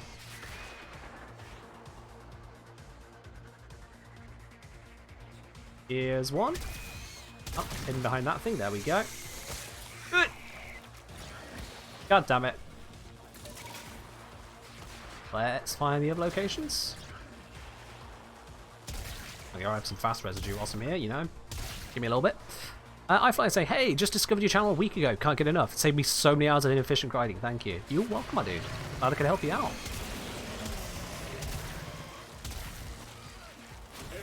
Excellent. We're all good. The additional cache contents should prove invaluable.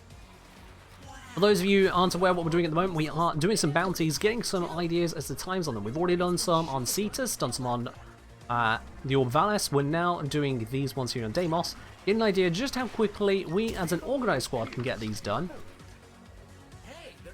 To then put that together towards some an upcoming video, basically.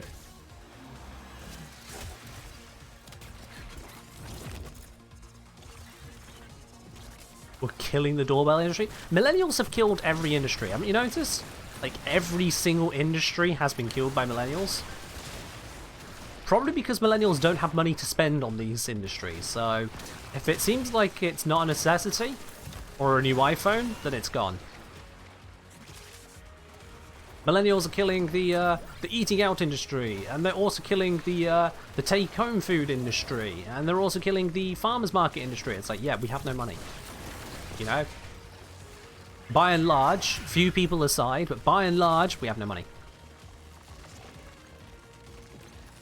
There are a couple people who have money.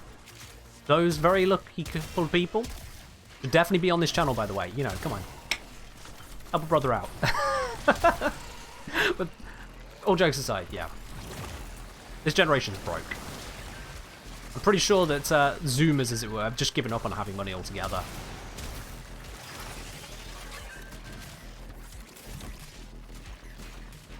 Yeah, that's right, Mannequin, yeah. Millennials are the ones who should be having a third job to go with their second, but also, by the way, they're so lazy they haven't even got one job.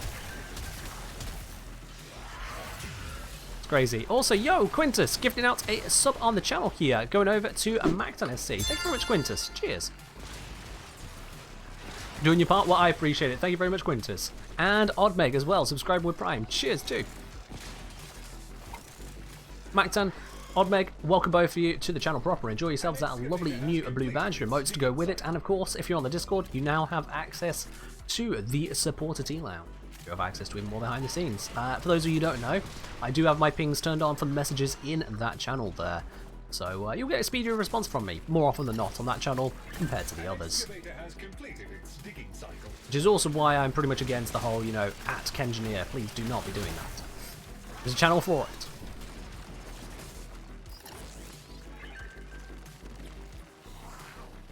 You hear a train? I do not. No. Eurelia needs to rest for a while. Okay, leave Eurelia alone. Right, Doc. Leave Eurelia alone. Okay. Oh god, what was that? Esprit with the 500 bits. Thank you very much. Say excuse me while I flex a moment. Esprit, I appreciate the flex of 500 bits there, my dude. Thank you. Have a tea sip.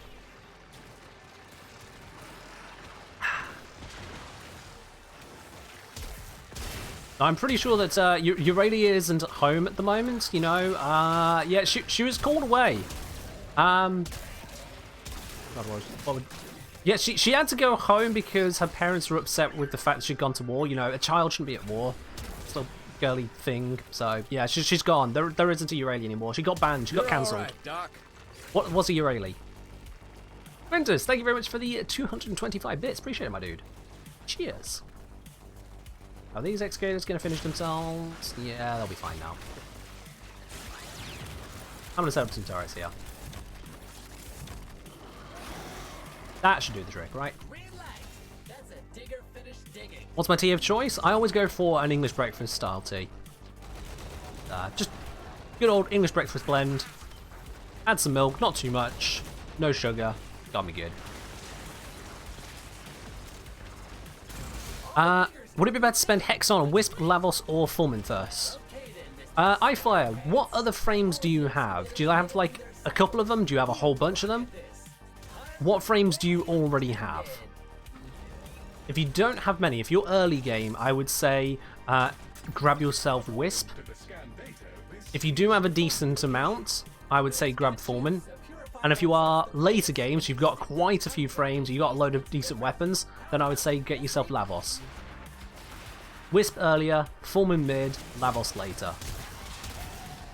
Simply because the Fulmin takes quite a bit of investment to do really well. Wisp is great at all tiers, but there's also... It's just kind of an all-rounder frame in a lot of what she can do. Lavos is one that requires quite a bit of investment. He's also good for Railjack, but that's quite a bit later on compared to your mid-game stuff. And yeah, with the Fulmin, it falls off compared to other later game weaponry, which is why I put that as a mid-game focus.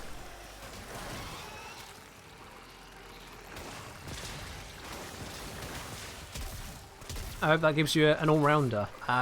If you are in the process of farming Hexon, I presume you're probably not going to be a late game.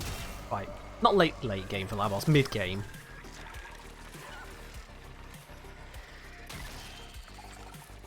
Most likely you'd want to go for Wisp Fulmin at that stage. I'm just accidentally following someone, that is not you.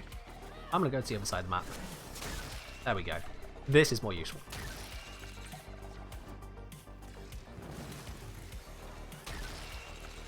Only level 2, how to make money fast. When you say level 2, Mastery 2 or Legendary 2? I sense a cheeky joke there.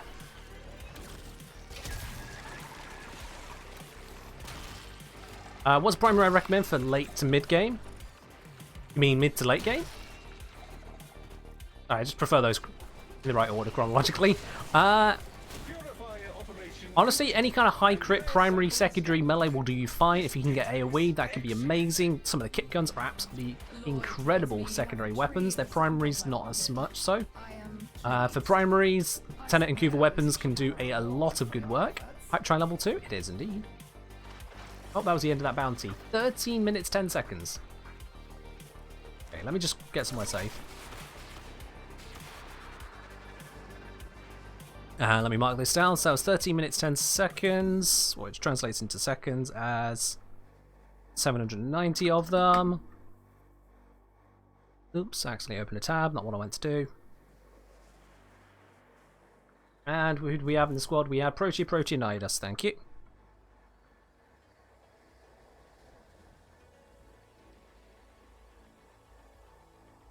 There we are, got that recorded. Alright, let's reload.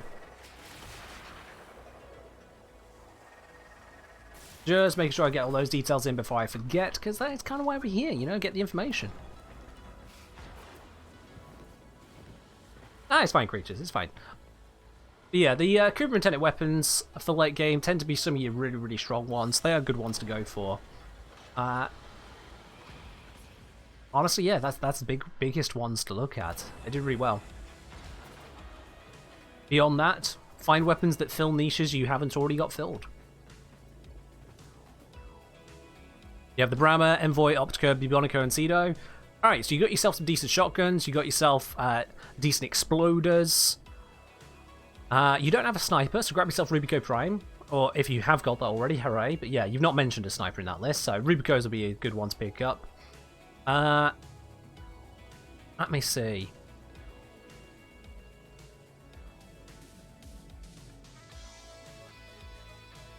you'll get the Naturuk just by the process of making your way through the game, so you don't need to farm for that, you just get it. And that does pretty well for a more standard feeling bow.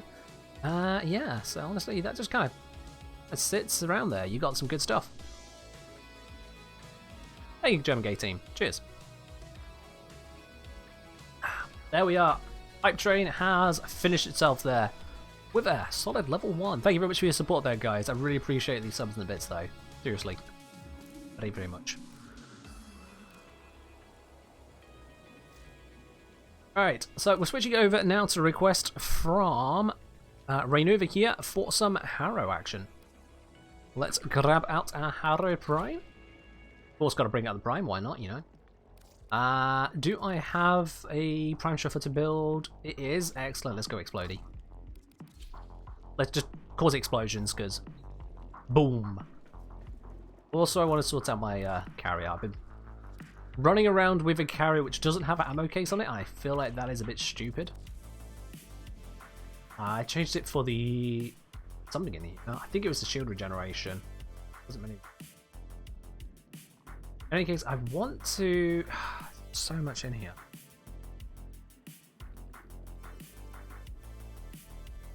What do I get rid of?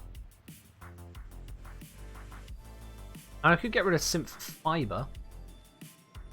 It's not exactly necessary. Yeah, I'll get rid of that one. It's not really necessary. And we can put ammo case in. I do that. That should fit. Oh, it's so close. It fits. There we are. All right, let's do this.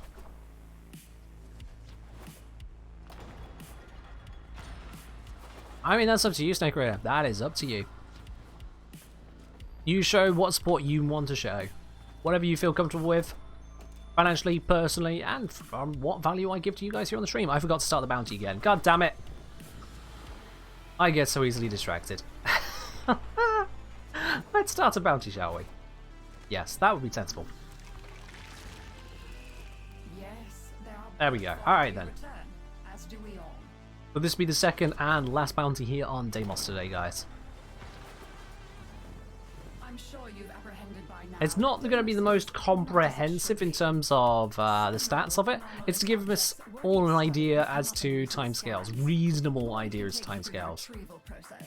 Because let's face it, with these bounties, we can't really speed them up.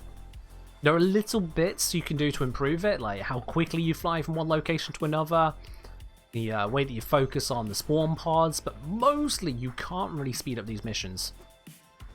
How long have I been playing this game? Oh, years now. Not like all of the years. The game's out, been out for longer than I've been playing it by quite a margin. But yeah, I've been playing it for a good few years now. Let me see.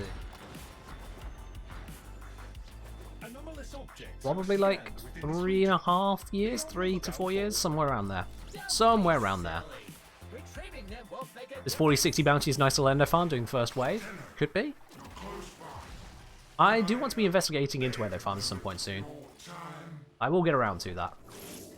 Alright, let's get this energy generator active. There we go. I do like the passive they added to Harrow, giving him just an always-on preparation. How dependent Harrow is on setup. That is a very, very nice passive to give him. You were not supposed to massacre it. See, there's some complaining about dead animals. I don't care. He's just so irritable that I actually just don't care when he's upset. Crazy. 1k endo in 2 to 5 minutes. Is that accounting for the drop rate there, Jason? Is that accounting for the drop rate? Because I believe the drop rate, isn't it a 50-50? So it's not quite so fast usually. But then you're saying 2 to 5 minutes. It takes about 2 minutes for a stage, doesn't it? About 2.5 minutes for a stage. Let's give everyone a bit of invulnerability. We're going to microwave some letters again. We are microwaving no such thing there, Ricardo. No such thing. Thank you very much. This is a microwave lettuce free stream.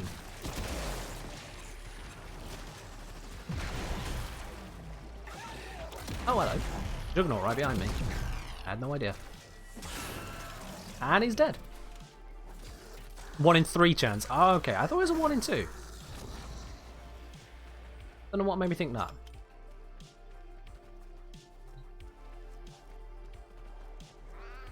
Oh yeah, we need to click him. Upload the data. The infested will undoubtedly come sniffing about. Do not let them interfere. Now, Ricardo. Alright. You may see some people in the chat come up with some strange ideas as to how tea should be made, alright? But I want you to remember that chat is not representative of me, of the streamer. As of me, the streamer. Can't even get my words out saying that. Alright, you guys represent yourselves, not me. So if someone here decides to microwave lettuce and put it in a mug of tea, that's them specifically, that's not me. Nah, that ain't me. I respect tea. I give it the proper consideration it deserves. I am detecting Grenier transmissions in the... Alright. Alright, let's deal with this next stage. Let's give everyone some invuln. There we go. By everyone, I mean exactly one other person, Pendragon, but you know, close enough. Tea is not made with lettuce, Snake Raider. Let's get some energy generation going as well. I don't know if this actually helps Necromex. I doubt it would. You know what? I can give it a try. I have no way to know if this is working, so these guys are going to have to tell me if I am actually giving them energy. Juggernauts die pretty easily if you're careful about it. Does Harris 2 speed up the glaive throw? Good question, let's find out. Doesn't feel like it that much. If it is a speed up, it's not that much of one.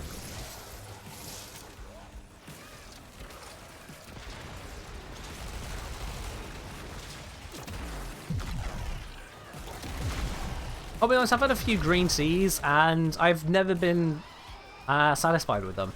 Quite frankly, I've never come across a green sea that's made me go, oh, you know what, I could do this again. It's just been a bit meh. Just a bit meh. Yeah. Just kind of a thing.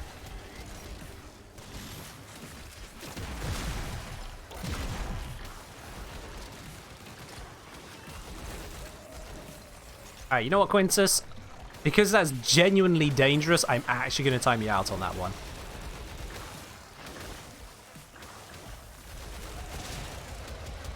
That is genuinely dangerous, bad joke.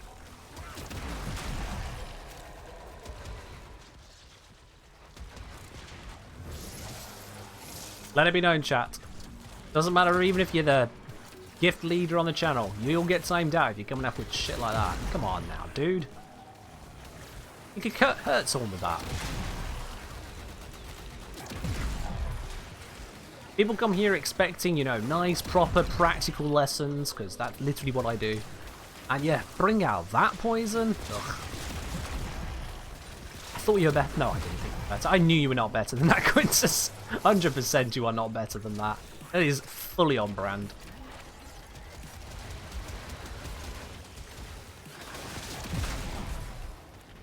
But yes.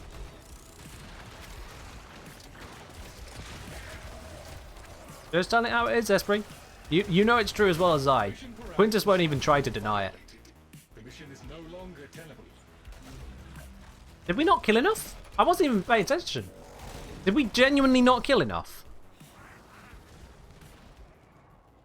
Did we genuinely not kill enough with a couple Necromex going around?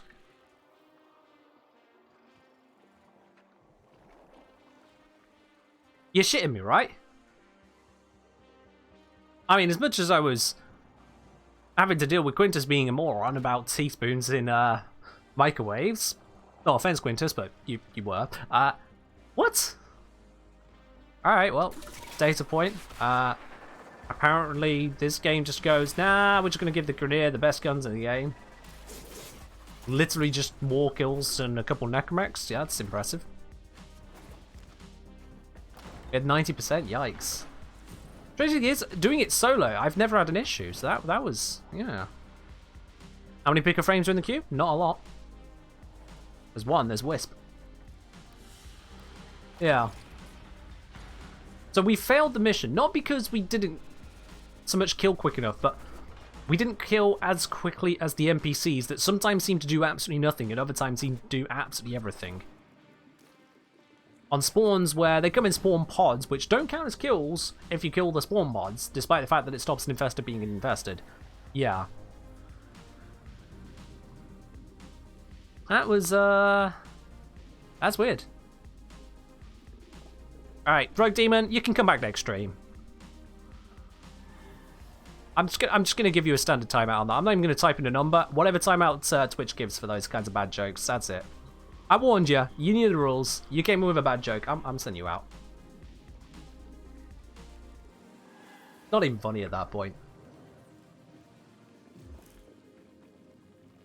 Alright, well, I said that was going to be the last one on the Deimos, and you know what? I have no intention of going back out there to get another time. That's just yikes.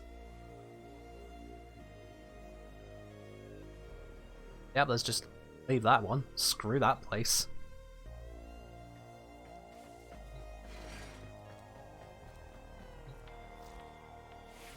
Yeah, Jason, yeah, I understand.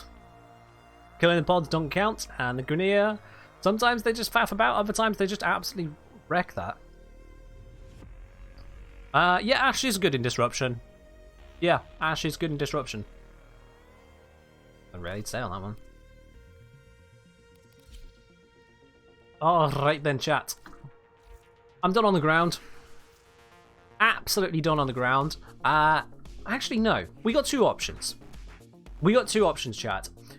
First option is we head over to Railjack, we start doing some Railjack missions and do some timed runs over there. The alternative though, chat, is if enough of you are willing and able, we can head on over to a Steel Path mission, Vodyanoi.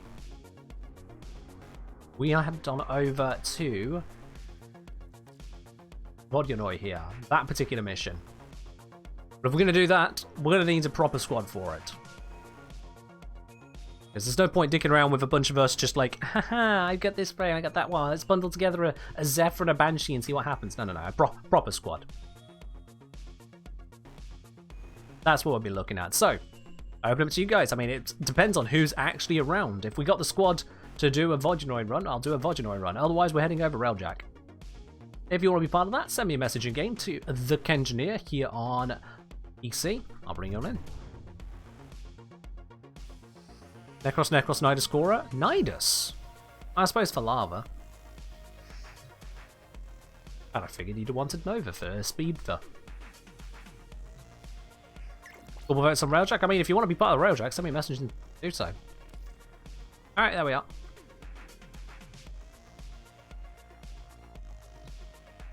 High range, low duration for lava. Yeah, okay. That's the only node you need to complete. Ah, you can get it done. You can indeed join, Beard. Come on in. There you go. Lava inside a small net Cora. Ah, okay. I can see that.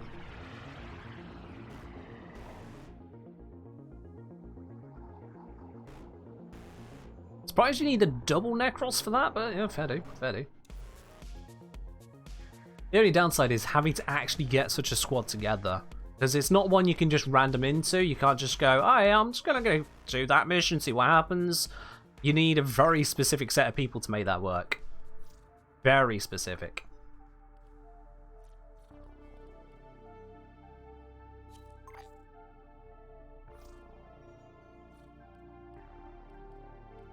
Alright, well, we'll do a run on the Railjack first, because a couple people wanted that one clearly, and I've got a request for a Wisp from, what's that, Taito? Yeah, Taito. Taito, whichever you say it as.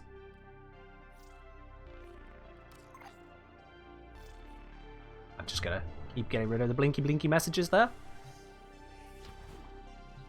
Already got one chat box to follow.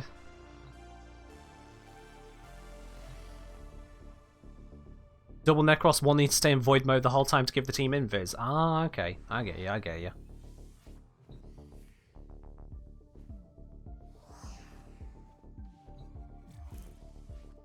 So yeah, apparently we didn't actually start the mission. I don't know what happened there. Now I look at it. I clicked it and I figured, oh yeah, we'll just start the mission now, and then it didn't.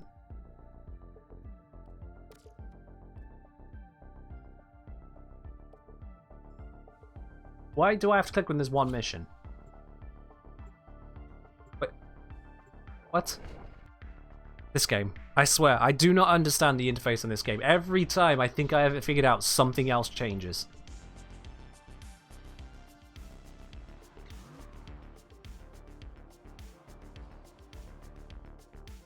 Alrighty, so let's see, what have we got here? We got Measure, Lavos Nidus. I presume then Lavos Beard is going to take piloting.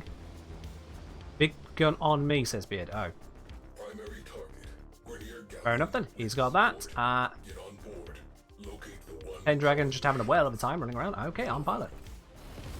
Detected. Single person Cool. attack craft. Prepare to engage. Let's just coast this one until we can find a cruise ship. There's a cruise ship. Arkwin slingshot loaded. 10 out in the barrel. Ready to blast it. Is that dead? Yeah, that's dead. Cool. Cruise ship down. Ready for the next one. I'm going to fire out a barrage of missiles. I don't usually do this with a wisp, so I'm not going to be spamming my abilities here because I don't have the energy for it. Pulse turbine. Reinforcing enemy units. 2. Whilst they blap that, I am going to give everyone energy. We need energy. Energy is a good idea. Excellent. Scratch 1 cruise ship. There we go. And also put out some dome charges because otherwise we may not have enough. Radiator naked. Hit them with all we have got. There we go. Go ahead and do what you need to do. We also need to destroy that radiator. If whoever's on the side guns could hit the radiator, I'll just do that. Cruise ship eliminated. Focus on remaining targets. Again. Oh, that was a very unfortunate miss. I'm not even sure how I missed, but okay. We have company.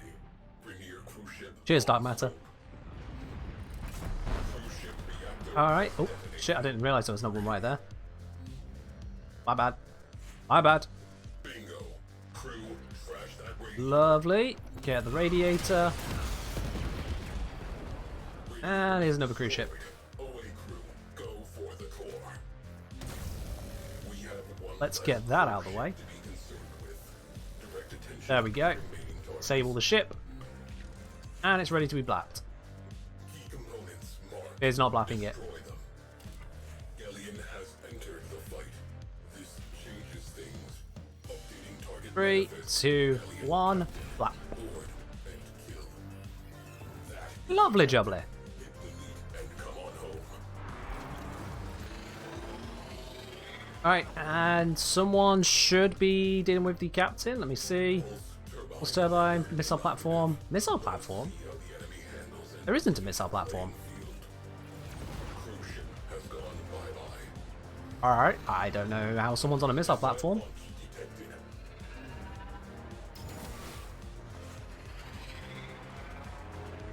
I'm just going to fly us over here, just on the off chance that there isn't someone inside. There should be, based on the objective UI. But in case there isn't, I'm going to go inside.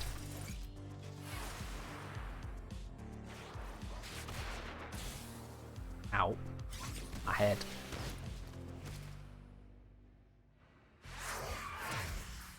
Is there any reason to commandeer enemy ships rather than just destroy them? No, there's no reason. They are weak, they are slow, they are bad. Alien captain, And even destroying them from the inside takes longer. They got that. I'm just going to form us up. excellent work. Oh, someone else already hit form up. Cool. Captain terminated. Enemy Mission successful. How long did that take? reminds me 3 minute 50. Excellent. closing mission. Missiles incoming. 3 minute 50 would be that many seconds. There we go.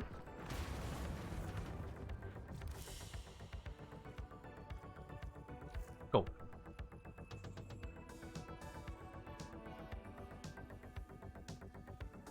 Yeah, typed it all down. Alrighty. Now, unfortunately, because of the way the mission reward screen works for these, I'm going to have to dry dock and fully exit to come back. Get the detail I need. Is the Railjack name a reference to the Templars? It is indeed a reference to the Templars in StarCraft. With the Might of the Color, referencing the color used by the Protoss Or at least it was. That's why the Protoss spoilers. I mean, it's an old game at this point. StarCraft 2 is definitely an older game. If you intended to know about the storyline there, you've had long enough. So, yeah. Not that much of a spoiler. Update is very near. It is indeed. Love the kit gun names as well. Oh, thank you.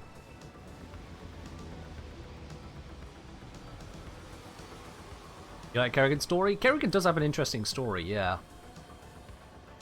Very interesting motivations going on there. Full disclosure, I never actually played StarCraft 1. I am aware of much of the storyline of it, but I never actually played StarCraft 1.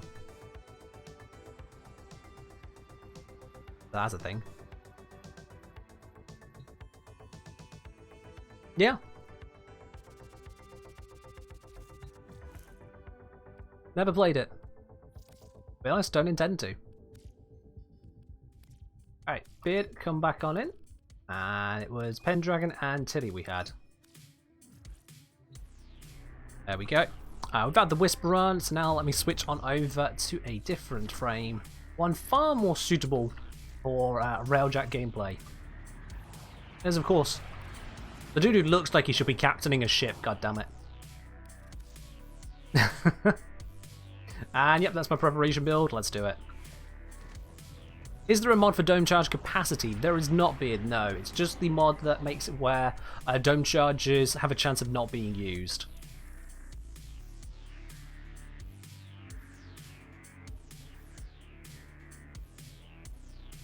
Fair enough, goats. Fair enough.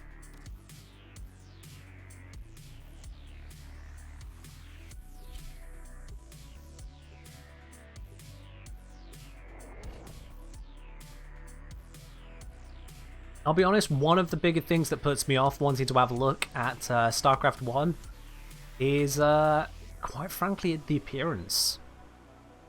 What am I farming? At the moment, I'm farming mission times. Getting some information for an upcoming video here, Mikey. I'm not going to spoil the details on that one, although those of you paying attention to which missions we're doing might be able to piece it together. But yeah, not going to spoil it.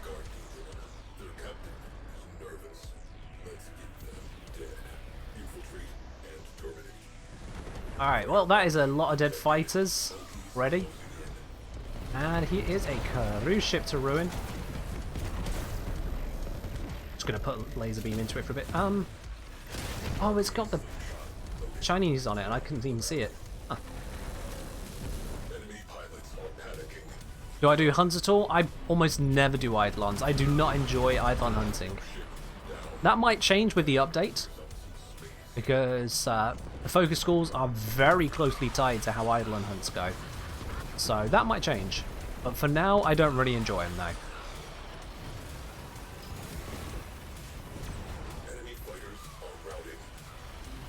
Alright, that's the fighters done. Just dealing with these cruise ships. Get that one.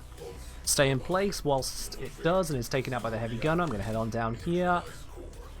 Grab this, give me some more energy. Of course goes out to the entire team, and then we'll get dome charges for the entire team. Hello Pirates of Power, hope you're doing well today yourself. Jump back up to the front. We need to destroy a radiator. Up. That'll destroy the radiator. There we go, radiator destroyed.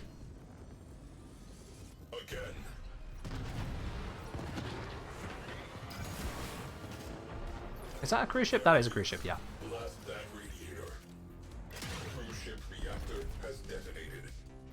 Alright, whilst he's getting that one, I'm actually going to get it on the side gun so I don't have to turn the ship whilst looking around for you. There we go.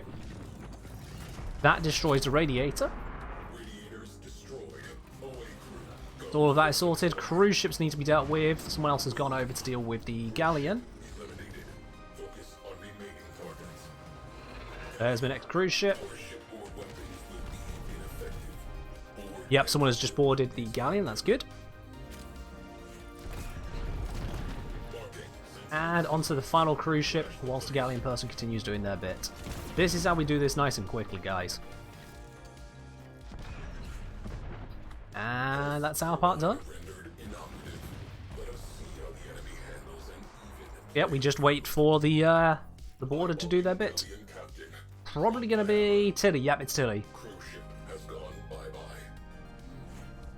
Let's join him. I mean, I might get there after they've done their job, but... No, I'm here. I'm here. Excellent. And job's a good one. Okay, I nearly died there. You know what? Let me observe you and teleport back to you. Haha!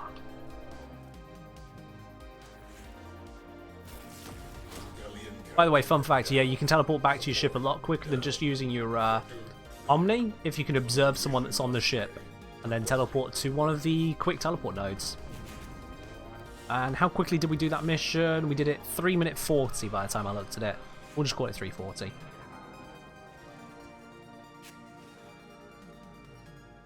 So 3 minute 40 would be...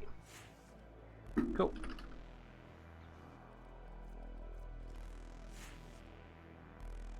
And we got that. Oh, wait. Yeah, there we are. Cool. Alright, got that recorded. Let's head back to the dojo. We've done a couple of group railjack runs. That's sufficient for me. That's sufficient for my information on that side there. Driving and listening to me through the Bluetooth. Surf Cutter, I hope you're only listening. If you're texting in Twitch chat while driving, I'm going to be very upset with you. Hmm?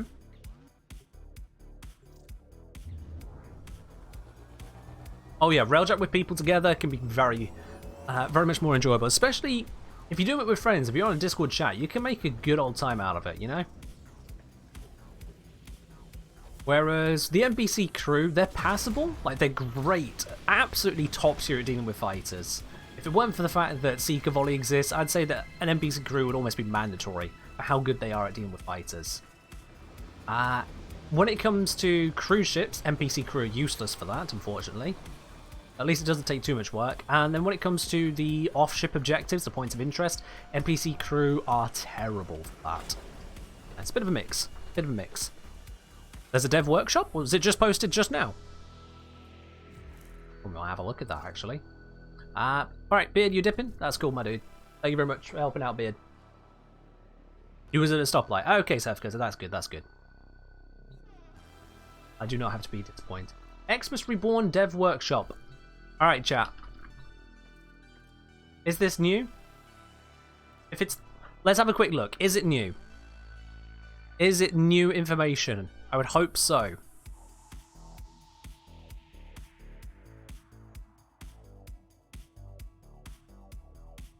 It is. It's new. Alright, we gotta have a look at this then, chat. We've got to have a look at this. Let's see what's going on here. Let's have a look at what's going on with this side of things. Just before I do that, let's make sure we set this to solo. If he gets any ideas, I don't know what he's like. Okay, it's briefly seen on DevStream 160 and 161. They're reworking one of the oldest foes in the game, the Xmas units. Yep, we're aware of that. Xmas units are added as enemy leaders, meant to bolster allies. Whilst that core design intention still rings true, we felt it's time they were given a refresh to bring them up to speed. Yada. I've put together a handy dev workshop video that provides a broad overview of the changes listed here.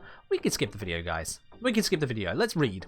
Let's read and discuss at our pace, rather than the video's pace. Or at least at my pace, you know?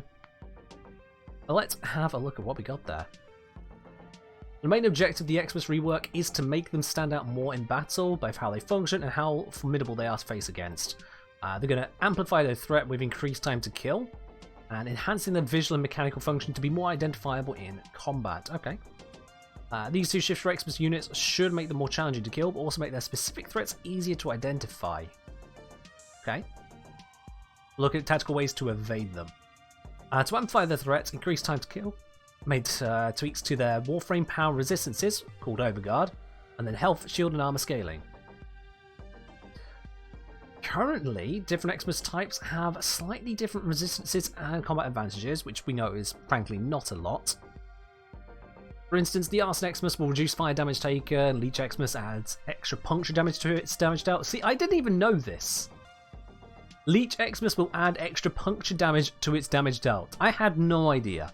I thought Leech Eximus just had your damage reduction of Eximus units, and then it gained health on hits, you know, lifesteal. I had no idea it had extra puncture. That's news to me. These stat changes are invisible to a player, don't really have any noticeable impact on gameplay. Yeah. So, instead of unique and forgettables, they're doing a universal type of Eximus resistance and tweaking the way their hit points work. So, with Warframe power resistance, enemies Eximus will have a new defense called Overguard, a new health pool on top of the regular stats. It must be removed before players can take down their health and shields, and it offers additional immunities for the Eximus, make them priority target in missions. Okay. Okay, let's see. We'll have to see how this works in mission, but let's see what they say about it. Once it's active, it will keep Eximus units immune to Warframe crowd control abilities and anything that'll stagger, knock down, stun, mind control, ragdoll, and blind. Damn, that is comprehensive. Like, that is comprehensive in terms of immunity to any control stuff. They're just walking tanks. You can't stop them until you get rid of that bar, okay. Additionally, Overguard enemies will be unaffected by radiation status effects and will be susceptible to a maximum of 4 cold status effects at one time. I mean, 4 cold status effects is still a lot, but at the same time, it's not going to slow them to an absolute crawl, so yeah. You basically can't stop them from being a threat to anything other than dealing with them. Okay. Overguard is particularly susceptible to void damage, which will overall improve the flow and synergy between Warframe and Operator. Right, so the idea is you want to deal with them, use your Operator. Okay. If you want to deal with them easily, use your Operator. I wonder how susceptible that is. We might see it in a moment. Overguard is an additive amount independent of an enemy's health and shield scaling. It's indicated with a bar over the top. Okay. Additive but not necessarily fixed? Was that? Okay. With the goal of making Eximus units more consistent in terms of difficulty, Overguard will scale by level. Okay. It will be the same amount across all Eximus enemy types. Right, I get what they're saying here.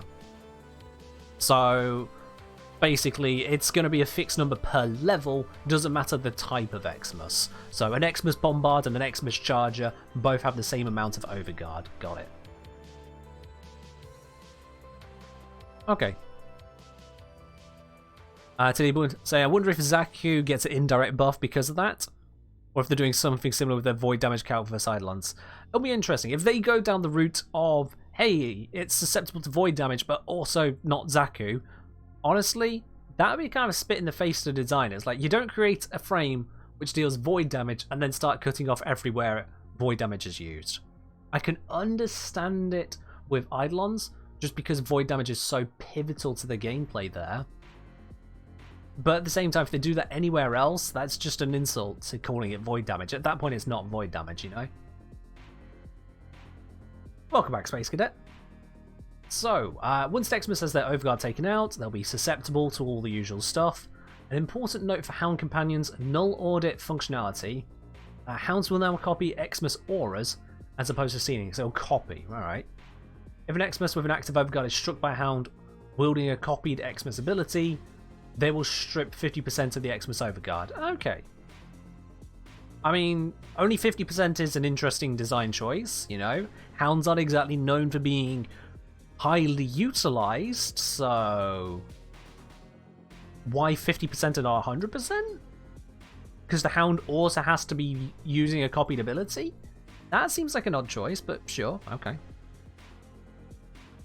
Not like Hounds are overpowered, you know, I covered that in a video. Not. Since void damage is subsumable, well, Tilly, here's the thing. They chose to make void damage the subsumable option. You know, DE could have picked any of Zaku's other abilities. They picked that one. So, it's kind of on them if they don't want everyone to have access to void damage. And don't do that if you don't want everyone to use it, kind of deal. Overguard was introduced as means to make Eximus feel more formidable. Yes, you just said that. With the addition of Overguard, we've updated the scope of which abilities are considered to be crowd control. Note these abilities will still do their intended damage, it's only the CC being affected. We've got Gloom, Sentry, interesting, Zaku's Gaze, Seeking Talons, Sleight of Hand, Prism, Ensnare, Discharge, Lull, Condemn, Radial Blind, Steep Arrow, Reeve, Mesmer Skin, Desiccation, and Sea Snares. I mean, that all makes sense to me, yeah. All of those do have obvious crowd control elements within them.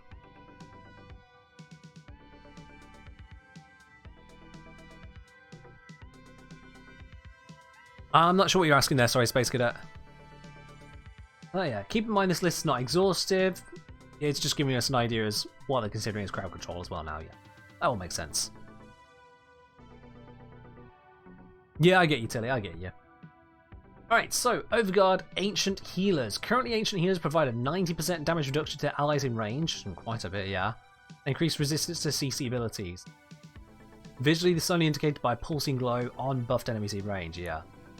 I could only really tell most of the time, I'll be very honest, that there was an Ancient Healer around. If I didn't spot it, I would spot it by a string of 0 damage popping up close to where I was trying to shoot an enemy. I'd be like, huh, this enemy isn't dying, and I see a lot of 0. It's a healer. Alright, let's go find and kill the healer. That's how I'd notice a healer most of the time, so yeah. They weren't exactly very telegraphed in that respect. So they've changed to give allies in range Overguard that is applied... Wait, provide allies in range with Overguard. Okay, so this is effectively giving them Eximus style protection at 9 times their overall health. Wow. Its value simply matches the current level of damage reduction and crowd control resistance provided by Ancient Healers. With Overguard, it will now provide a clear visual indicator the enemies have been boosted. Okay. Overguard can be taken out on enemies bolstered by Ancient Healers through a few different ways. Damage it, kill the Ancient Healer, or bring them out of range. Which, good luck with that, because the Ancient Healer is going to come with them, right? That's a good question there, Tilly. Does an Ancient Healer Spectre get Giga boosted by this? Oh. Nazirko, it doesn't matter that it's not on the list. Vauban's ability is still crowd control, yeah. That list isn't exhaustive. These are things that they are saying they are now considering as crowd control. So the fact that Lull and Condemn weren't crowd control before, if that's exactly what they're saying, is stupid. But yeah, this list isn't exhaustive. We've updated the scope. This list is not exhaustive, etc. So yeah, the Vauban stuff is in there as well. New Guardian Eximus seems like direct counter to AoE. Guardian Eximus, is that going to be further down here? Because if so, we'll get to it in a moment, dude. We'll get to it in a moment. So, any enemy that receives an Overguard buff from the Ancient Healer is one time only. They cannot receive Overguard again when back in range. Okay, so if they fall out of range and then get back in, tough titties, it's gone. That's interesting, because it means if you got enemies that are faster than the healer and they just kind of bound around, and then the healer gets back into range, it's out.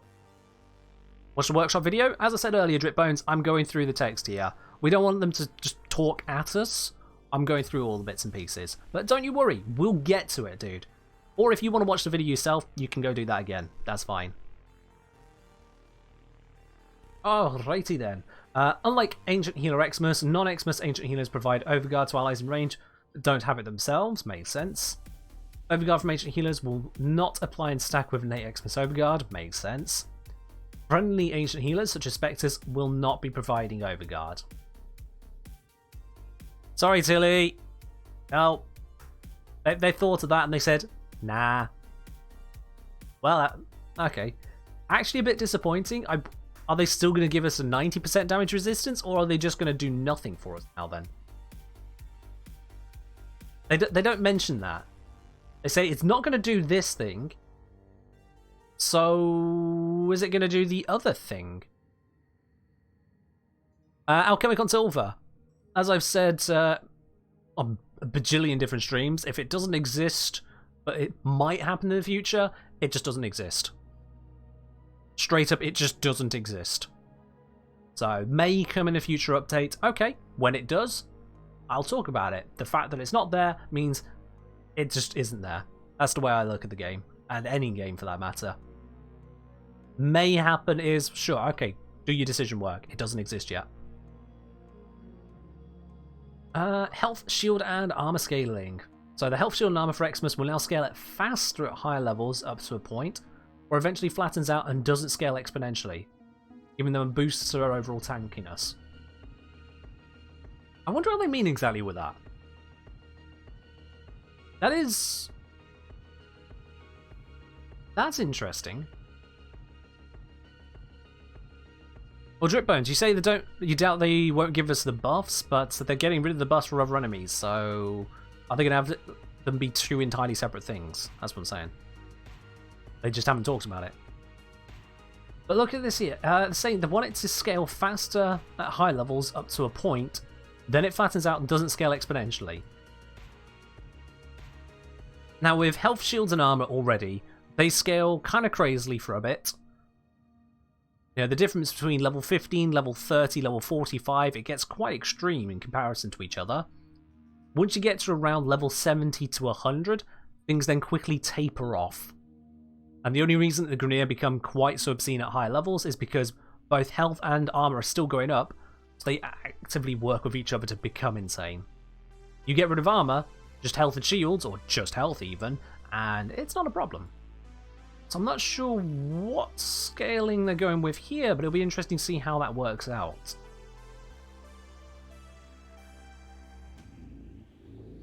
Yeah. Again, this is what I talk about when I say that Ds say a lot, and then a lot of the times they don't actually say the stuff you want to know about. They're saying, Spectres won't have this thing we're doing. Okay, so what will they have? We don't know. There's this scaling coming in.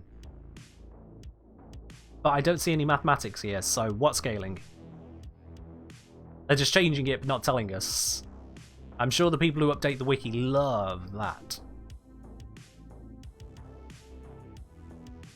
Rainover? I mean, that's an assumption, I'll be honest, because even exponentially is thrown around as a word. A lot of people will say things are growing exponentially when they're really not. And other times people will see things that are growing exponentially and say, oh, they're going up. I say, yeah, exponentially. And then it's not that fast. I'm like, it's not that fast now, but it's exponential. So we don't know. That's not giving me a lot. It's saying basically they're going to be stronger and scale faster, so they'll be more strong than they should be. Again, also undermining the idea of levels. I really dislike what Warframe does with levels, by the way. That's a separate thing in itself. But the whole concept of a level is that it is a level. So when you've got level 1 and level 1, and one of them's here, one of them's here, that's not level. That's the whole point of a level, is they're on a level. And this game does not do that. So this just takes that even further out. Because even the scaling will be different. Yeah, Tilly, that'll be a way of handling it. I don't understand either. But, hey, we'll see what we get when it comes around. This just shows that we don't really have information in this area. I say our intent here is to give a slight boost to enemies like butchers more than heavy gunners. Okay. And to make... I mean, I understand that butchers are really weak, but, you know... If you've got an eximus butcher, give it a different set of stats. Changing the scaling seems odd to me. And to make difficulty more consistent across enemy types, again, give it different stats. A heavy gunner will still be tougher than a butcher might be, but the gap between the two will be much closer than if it was affected by a traditional flat multiplier. Give it different stats. When I say give it different stats, let me just... Look. Look. We go into the codex here. We go into factions. If we go to Butcher, bring up a Butcher. He's just got his stats here. He's got Ferrite Armor 5, Clone Flesh 50. Butcher Eximus, Ferrite Armor 5, Clone Flesh 150. Got 3 times as much, alright? But then if we go to Heavy Gunner, so we got... have we got Heavy Gunner Eximus? Yep, good. So standard Heavy Gunner, 500, 300. Heavy Gunner Eximus, 500, 900. They're set figures. They're 2 entirely different units. If they want them to be closer together, you don't need to completely redo the equations. Just... Where this one's 500, 900. Whereas, if I just do it this way, help us get there.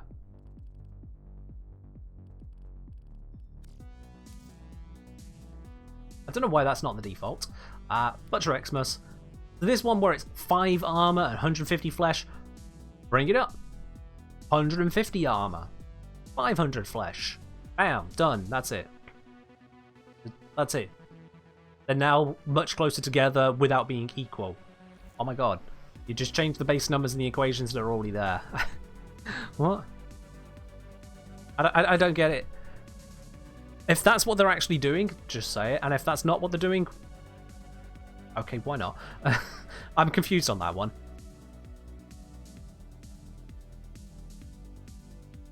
Yeah, the Eximus units aren't just buffs dropped onto units. They are entirely separate units. You can scan them separately. Is there a reason they should do it the other way, i.e. changing the scaling? I'm not unsure on that one. It comes down to their design goal and what they found in testing to exist already. Because we don't know how much stronger they're making them. We don't know what value they're putting onto the overguard, just that there is an overguard. Which is based on level rather than on unit stats. So we just don't know. They've given this intent here of making an Eximus Butcher closer to that of an Eximus Heavy Gunner. But the details they've given as to how they're doing it don't make sense to me. Now, just as much I don't get overly excited for things without seeing the details firsthand, likewise I don't get overly dramatic about a lack of details or details that seem off to me until I get my hands on them firsthand. But this is one that makes me go, what's going on here?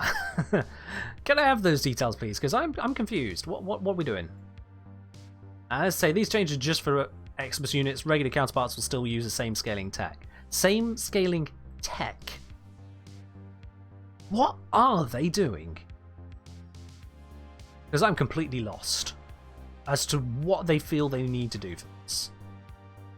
Armor will have a similar method of scaling by boosting low armored enemies more than high armored enemies. Will help close that difficulty gap between enemy types. For enemies without armor, they'll get additional health and shields outside the regular Eximus scaling to compensate. Everking, I get they want them to be closer to each other at high levels, but the thing is, you don't need to change the entire equation to do that.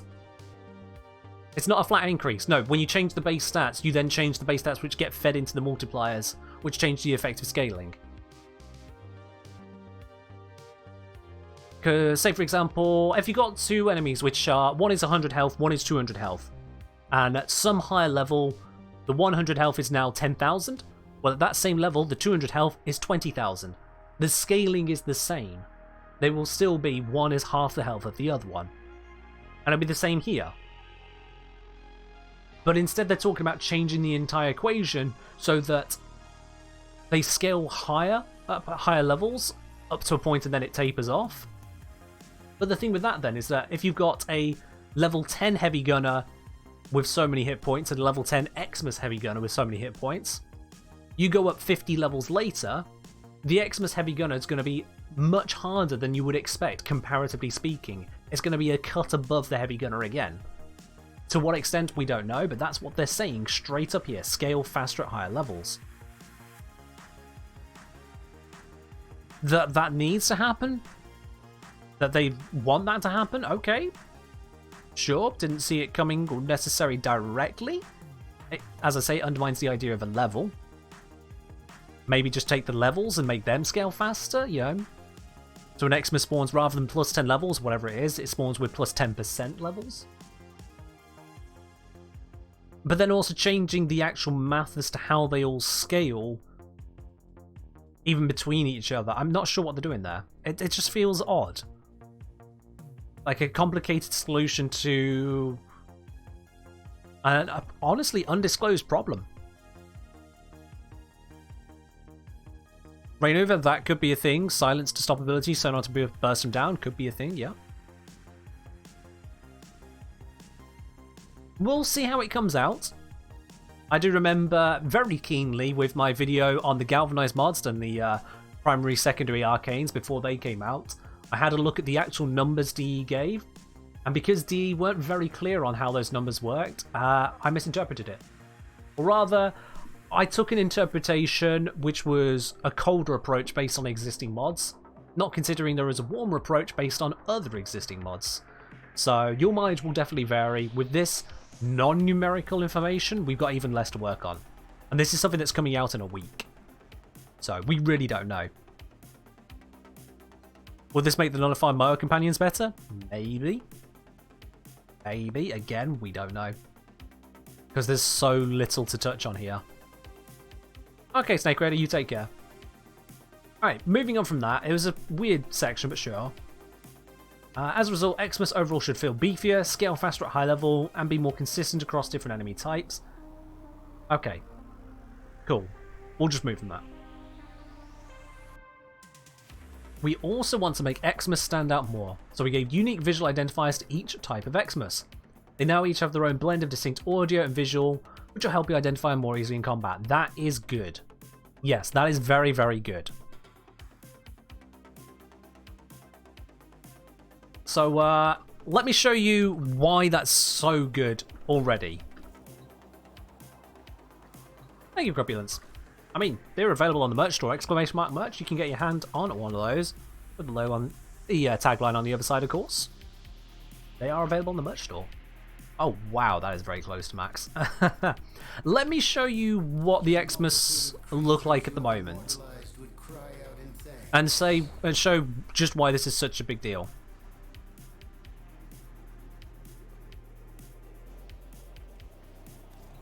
Let's head down to the Ballroom Simulacrum, because why not use that one? I've got it, it's special, I'm having it. Let's get ourselves a bunch of Eximus units. Only show me the scanned ones, please. You know what? These two. Seems good to me, that's what they were talking about. Okay, so I have low effects intensity in the moment. God damn it, Carrier! Every time! Every time! Ah! Alright, well, one's dead, but sure. It was a butcher, you know.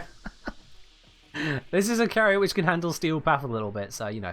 So yeah, you see, if you're on low effect intensity, so as not to get absolutely eye blasted by everything all the time, it's actually kind of hard to tell. And have we got different ones here? Yeah, look at this. We got a Leech and an Arson Eximus. Look at the lack of difference. Like, there's a bit of colour difference. And an Arctic one. It's just a bit of a recolor. Now, if we turn up the option on it a bit, and by a bit, I mean let's max it out. I mean, they're supposed to be different, right? Question repeat, what's my biggest why does it work like that? Oh, Space Cadet. That would be a very involved topic, which honestly would be a bit negative. I don't really want to go on to that one, sorry. Well, I've skipped over that one. But yeah, look at this. This is currently what we got. The Arson is bright orange. The Leech is bright orange. The Arctic is bright orange.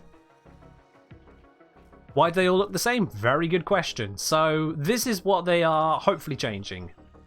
And by the sounds of it, definitely are changing. Because even going based on the aura around their feet, it's like, okay, so which one is the Arson one? We can tell this one's the Arctic because it keeps on doing that little pulse, but that's not really the most helpful. The Leech one, you're going to be... I didn't even know this one did extra puncture damage, so yeah, there you go. Yep, the Arctic one is blue. So if we got rid of this guy... I said if we got rid of this guy... then we can start to see the blue effects coming out. Now this Arson has the blue effect from the Arctic, because there isn't another Arson giving it to him now. But, well, it's not just because they're next to each other. Let's take out the other Arson, and you'll see if their auras turn blue. Just a sec.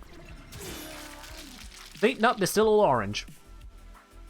Leech, Leech, Arctic, Energy, Energy, Energy, Energy. So there's no more Arson, and they're still all orange. Because they are just orange. I'm going to stay in the Simulacrum. We might need it again in a moment. Did they say the Eximus Overguard is replacing the damage reduction they have? I believe so, Space Cadet, yes. I believe so. It is going to be the damage reduction instead. That said, they are going to be beefier, so that might just counteract the lack of damage reduction anyway. The aura under the feet changed? Yes, the aura under the feet changed. The aura is from what they're next to. The aura we're seeing here is the Arctic Eximus casting on it, because you see the Arctic doesn't have that. So all that tells you is these enemies are being buffed by an Eximus unit. But when you've got more than one Eximus around, great, cool. Now you only know about one of them. Which one? You'll know about one of them. So, yeah. You never noticed the aura near their feet? You might have just had lower effect settings. If I switch my settings back to low, bring that right the way back down again so you can actually see the world when things start getting crazy. And where are those auras? Those are very hard to see now. When you're moving around at 2 million miles an hour, you're not going to see them. All that just to be able to see the game when things kind of get a little bit crazy. Am I someone that's interested in the ARG? I'm not hugely into ARGs overall, which is why I've not really been giving it all that much time, Hurts. I've been focused on other stuff at this point. There's been some bits and pieces going on outside of Warframe for me that I've been more focused on recently. I like you look at enemy featuring high screen clutter missions. Yeah, true. Yeah, exactly that. So they're changing up the effects to make them more visible, both audio and visual. So that should be good. We've made changes to widen the eligibility pool of certain Eximus types, all with support casting animations. So the general pool, Arctic Blitz, Energy Leech, Leech and Shock. Okay. Corpus have Guardian, Grenier Arson, Infested have Venomous. Makes sense. Corrupted versions use the same pools as the original faction. Makes sense. Archwing Eximus will not receive Overguard, maybe because be excluded because Archwing combat is more limited. Oh, yeah. Archwing is definitely much more limited. So, yeah, it's understandable they're just kind of leaving that out for now. New Eximus Mercy functionality. As part of the Eximus rework, we've also updated the condition to mercy kill certain Eximus that did not have this in the past. Oh, okay. So, all of these units that you couldn't previously mercy kill can now be mercy killed. That's good. Eximus-wise, that is good. Where does it say that Zaki's void damage doesn't count? I don't know where it says that, Mactan. We haven't got there yet, if it says it anywhere. If it even says that, we haven't got there, Mactan. So, there's your answer. Don't know. Ask someone making the claim. In addition, we've fixed all crawl Eximus units. They now cast their respective Eximus abilities. Oh, they weren't doing it. Oh dear. Uh-oh. Below is a list of each Eximus type and comparison of the current versus reworked. Alright. Here we got a Giphy Cat. Oh, of course they're putting Gyre in there, of course. Alright, so this one, yep, summons an attack and then launches it forwards. That's the Blitz one. Kikoki. So we've gone from a seismic shockwave short range to a frontal chain blast attack. Makes sense. Knockdown blast status. Signaled by audio cue and some effects.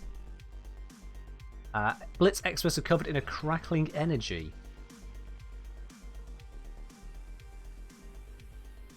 I can kind of see it. Not a lot of it there, but I can see it. I wonder what effects level this is at. Okay. Energy Leech. This is one that everyone loves to hate. Previously an invisible aura, it drains energy over time. Horrible design. New. Energy Leech now spawn an Energy Leech zone near the player. Detonated within seconds, drains a large amount if you don't avoid it. So if you do get caught by it, you'll be like, oh my god. They're definitely going to be more devastating. That's not a few seconds, that's very quick. 1, 2, yeah. That's barely a second. Ooh. That's probably actually a... Giphy Cat, why are you like this?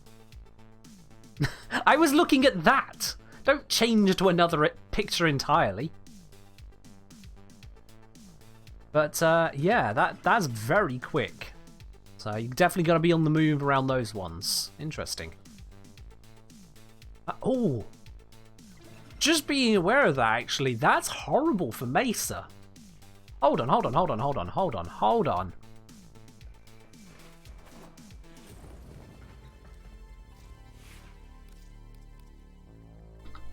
you think with Mesa normally, you know, you want to use their fourth ability. If you see one start to attack you, got to get out of it and get moving. You do move straight away. That's good. You can move very quickly for Mesa. Okay. So there is that to get you out of there. Rolling Guard for the win. Do we know that Rolling Guard will block it? Waltz can dodge out of it? There's going to be that, yeah. Mesa's Waltz is basically going to be the big one, but... yeah, that's a big deal. That's a big deal. That's definitely going to be a big one for Mesa players. If you like standing in one spot, those things are going to target you and make you regret holding that spot so long. That's definitely going to be a quick reaction thing. You've got a second to react to that. Ooh. Okay, then. That could be interesting. See, this is why we stayed in the Simulacrum. Let's look at the rest of what we've got going on here. Now appears surrounded in void-like energy, manifesting in short tendrils away from the body. Zone spawns with a matching energy style and appearance. Yeah, we saw that. Cool. Okie dokie, arson and caustic ones. So, visually, let's see how that looks. They got these flamey effects on them. Smack, and it creates that kind of shockwave, which... Jaya just kind of tanked that.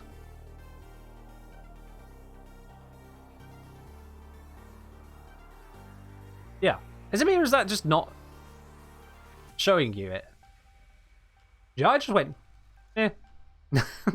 Okay. So much for making Butcher's equal. No knockdown? Yeah, that's a strange bit. I'm not sure what's going on here. Let's have a look. Let's have a look. King over say, hey Engineer, just wanted to come in here and thank you for all the help you give me over the time I've been playing Warframe. Without you would have been throwing any random mod onto weapon Warframe. Thanks. Thank you, buddy. Glad you appreciate it. Cheers. Welcome to the Twitch channel as well, by the way. Welcome on in. Okay, so the new units maintain a Fire Blast attack, but you can now counter the Fire Blast by simply rolling through it to negate the oncoming effect. However, damage is now higher, along with a forced heat status effect when struck. Okay. Cool. I mean, I got used to rolling through it as a newer player before I had knockdown immunity, so... Any Helios Prime builds? I haven't got a build to hand, sorry, no. I don't really use Helios Prime. It's mostly there for taking pictures, so I don't really know. Because invulnerability in Simulacrum? I mean, maybe. It could be that, F King. It seems like a bad idea to demonstrate it with invulnerability. You could just get a level 1, but maybe. Okay, Guardian. Let's have a look on how that looks now. Ooh, oh, that is a fancy looking aura there. That definitely gives a vibe of guarding, doesn't it?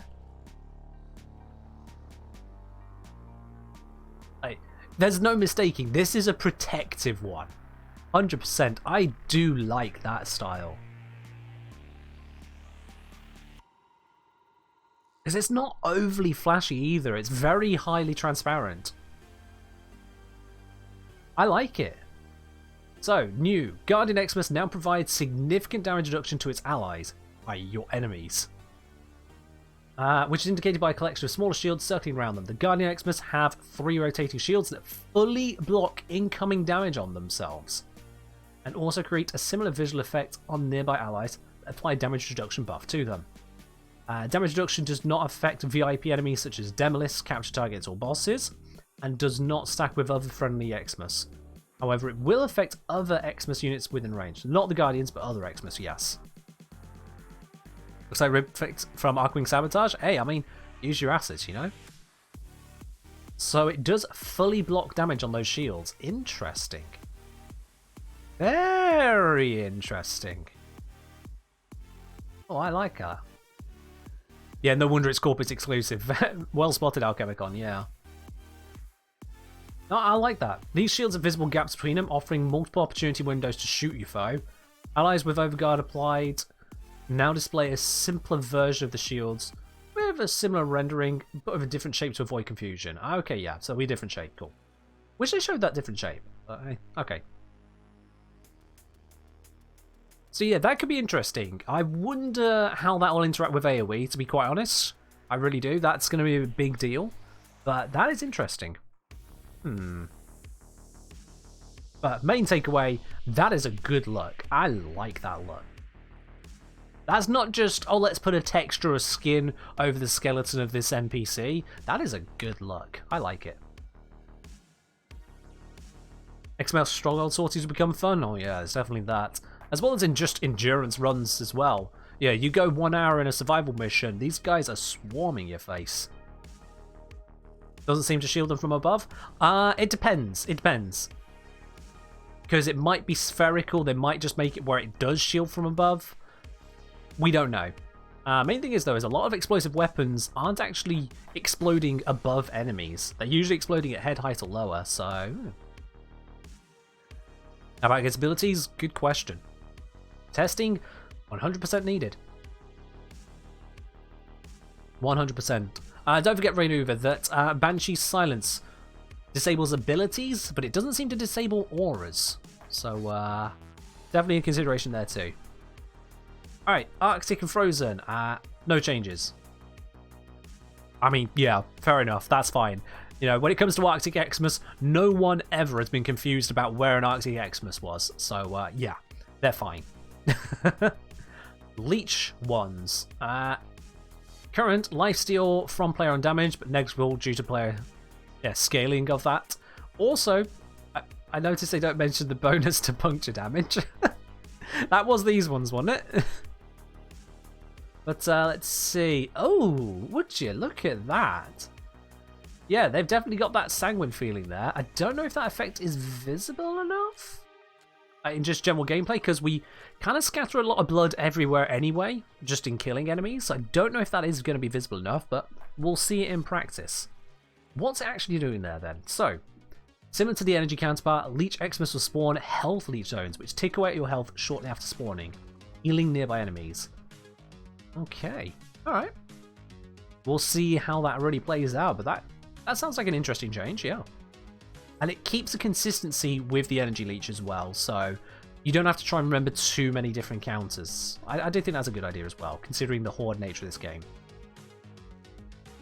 Onto the shock change. So, added a new Eximus variant by allowing infested enemies to now become imbued with electric energy. Introducing Bioelectric Eximus. Okay. Let's see how they look. Well, that's pretty distinct. Yep, you're not mistaking that one. That's fairly obvious. Okay. I want to know, is Energy Leech parasitic? The Energy Leech one, that was the one up here, wasn't it? Get that? Yeah, Energy Leech. It's this one here. We went through that one, Space Cadet. So yeah, the shock one, new. Eximus spawn 3 electrical orbs that hover in place for a few seconds, dealing increasing electrical damage around the Eximus before being released and homing in on the player. Oh, damn. The damage from these electrical orbs scales with level.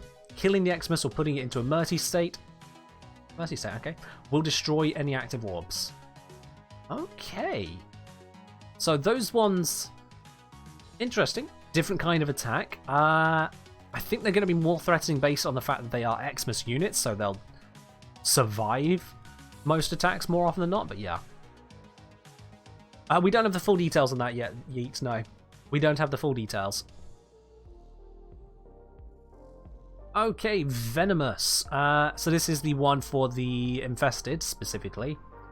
Small talk. Oh, that's what they currently have. They're moving on to new Venomous Eximus units become surrounded by a swirling volume of toxic gas upon being alerted.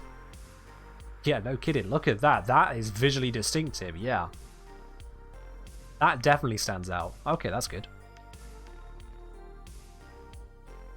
Coming into contact with the gas will inflict a toxic status effect.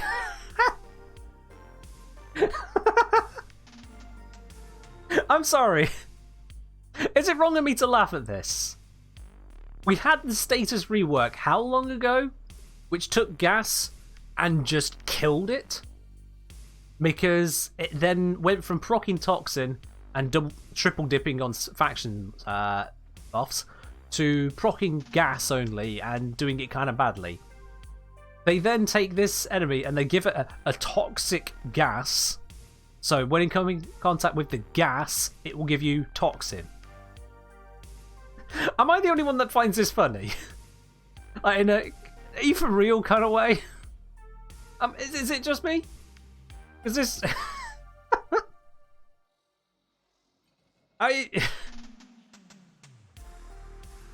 Yeah. I get it. Toxin is more dangerous than gas. But, you know, this is just condemning how bad gas is. Like, if nothing else, this screams to me, make gas bypass shields. Right? What is gas to us, the Tenno? If we get hit with a gas proc, it's a damage over time that doesn't strip our armor like heat. It doesn't bypass our shields like Toxin. It acts like electric, and let's face it, we don't really care about electric procs as Tenno. We're like, oh, what's it? It's got an AoE around me? Well, my other Tenno is over there, and the other one's a cloud. You know? Gas procs don't scare us. Which enemies even use gas? Not many, actually, Catacosmo. Not many at all. Because it sucks. So, yeah. Toxin strikes me as a damage type which is meant to be more on contact, and gas is, you know, literally the aerosolized version of it. And this just... yeah, it's got neither of the components. Imagine if gas was a toxin, so it acted like toxin, it bypassed shields, but then new gas procs kept it going. Oh, I'm look what I've done. I'm fanfictioning, guys. God damn it. This is the kind of thing that triggers a fanfiction. This is what will do it to you. When you come across stuff like this, you're like, what is happening here? Quick break aside from that. Solidor Prime redeeming VIP. Alright, my dude. Let's get that for you now. Solidor Prime. You are now a VIP of this channel, my dude. Congratulations and enjoy your brand new badge and privileges there. Raynuva crying because he knows what comes next. Yep, we're raising the price of VIP. Every time it gets redeemed, up goes the price. Let's see. The price is 63,000. Oh, you know what? I've got to make it then. 69,000. Yep. I mean, that one writes itself. It's 69,000 now. There we go. Hydrate? Sure. I've got a bit left. Cheers. Raynuva's never going to get that. You're right. Raynuva, how many points are you on at the moment? Let me know. Raynuva, how many points are you on right now? How many spanners have you got in the bank? I'm curious. How close are you to it? Because I know you've been gunning for it. 3 people at least have taken it from in front of you now. Instead of responding, he cries. Okay, cool. Right, yeah. Yes, I have got a second mug of tea. I'm just going to switch from one mug to another because one emptied. I'm on to my next one now. Just the way it goes. Alright, let's see what else we got going on here. So, the Venomous one, yeah, basically, it's got a gas cloud, which is actually Toxin. Only melee units can become Venomous Eximus units. Good to know. Good to know. Right now is at 51.4 thousand. I have an idea.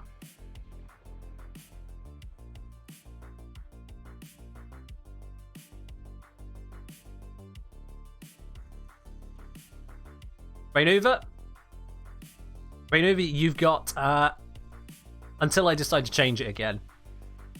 You've got until I decide to change it again, Raynuva. Okie dokie. So, rewards. Now, this is important. To accompany the increased threat from Eximus units, we've further boosted the affinity gain from killing them by another 200%. They say plus 200%. Have they tripled it from what it was? Or have they added 200% to the existing bonus? What? Give us a before and after. Come on. Come on. Why have we been vague about this? What is this obsession with plus 200% as a thing? That's an incomplete sentence. Anyway. Additionally, Eximus units can now drop credits and endo at an increased rate. Okay. Oh, is it still out of stock? Oh. Oh, have I limited that to once per stream? I did. Oh, there we are. There we go. I fixed it. My bad.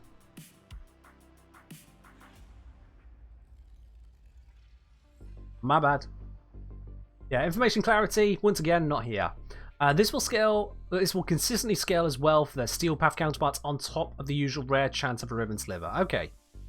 So we keep the 1% of ribbon sliver, we get some more affinity, we get some credits and endo. We're not sure exactly how much because this is unclear, but okay, cool. Also, at an increased rate, they tell us how much more affinity, but they don't want to tell us this. Okay. Hey, Raynuva! Congratulations, you've finally got yourself enough points for the VIP. I actually typed in RIP, not VIP. Let me type that correctly. Here we go. /RIP Raynuva is apparently not a command. Who knew?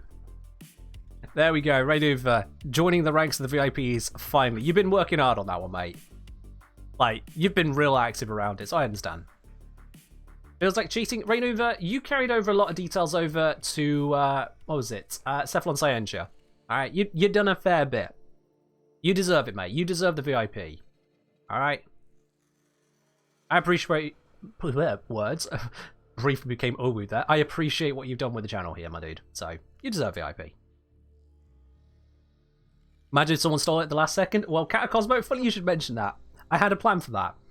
My plan was, if someone steals it at the last second, the world hath spoken. Quite frankly. If that happened, I would have just set it back to 69 and said, oh, well, you had your chance. that was just the way it was going to be. But luckily for us all, that did not happen. So, yeah.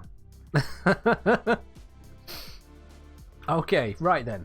Additional considerations. Considering Eximus enemies are now more formidable, strength is amplified when encountering Eximus units in a pack. To help counter that in different parts of Warframe, we made the following changes. There will be fewer Eximus enemies on Eximus Stronghold. Syndicate death squads have been reduced.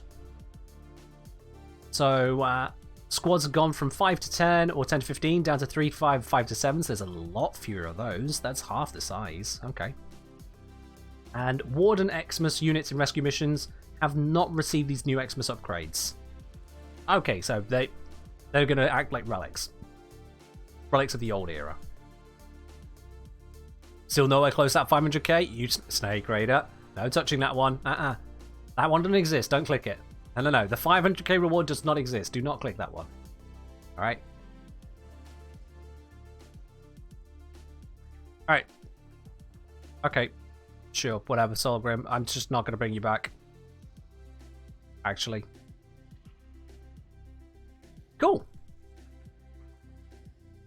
Alright then, thank you all for reading this lengthy developer workshop. We hope you enjoy the refreshed Eximus units and their new host of updated abilities and effects. While the dev workshop can provide a glimpse into the changes, the best way to experience them will be taking on the new enemies once we get them. Yeah. We'll see. Alright, you take care, Raynuva. You take care. So... the good, the bad, the ugly from looking through this here. The good. They're actually making it where we can see the Eximus units, differentiate between which one is which at a glance, hear even differences potentially. Then are making it where they aren't just a problem that hinders us. We actually get to see how it works. You know, they cast abilities at us. They don't just sap our energy from across the map or through walls and whatnot. Robogesu, your best way to get Handspring is to double check on the wiki. If you just search the wiki for Handspring, it tells you how to get it on there, my dude. I don't actually know off the top of my head how to get that mod. So, just check the wiki, my dude. Overall, good in that side. Good changes. The appearance of some of these, like the Guardian. Oh, that is a beautiful enhancement. And a clever way of adding in those shields. We'll have to see how they work practically, but it just looks wonderful.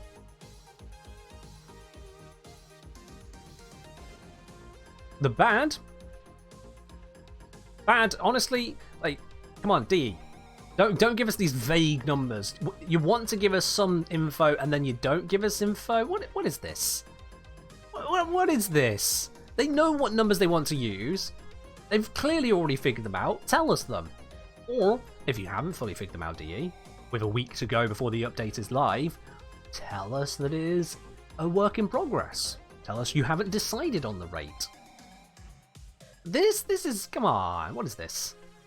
I don't even know what that's going to be now as a result. The same is true with the whole scaling of the armor and health. This gets into the ugly as the whole, what's going on here? What are we doing? It leaves me a bit, I'll have to wait and see, but what are we doing?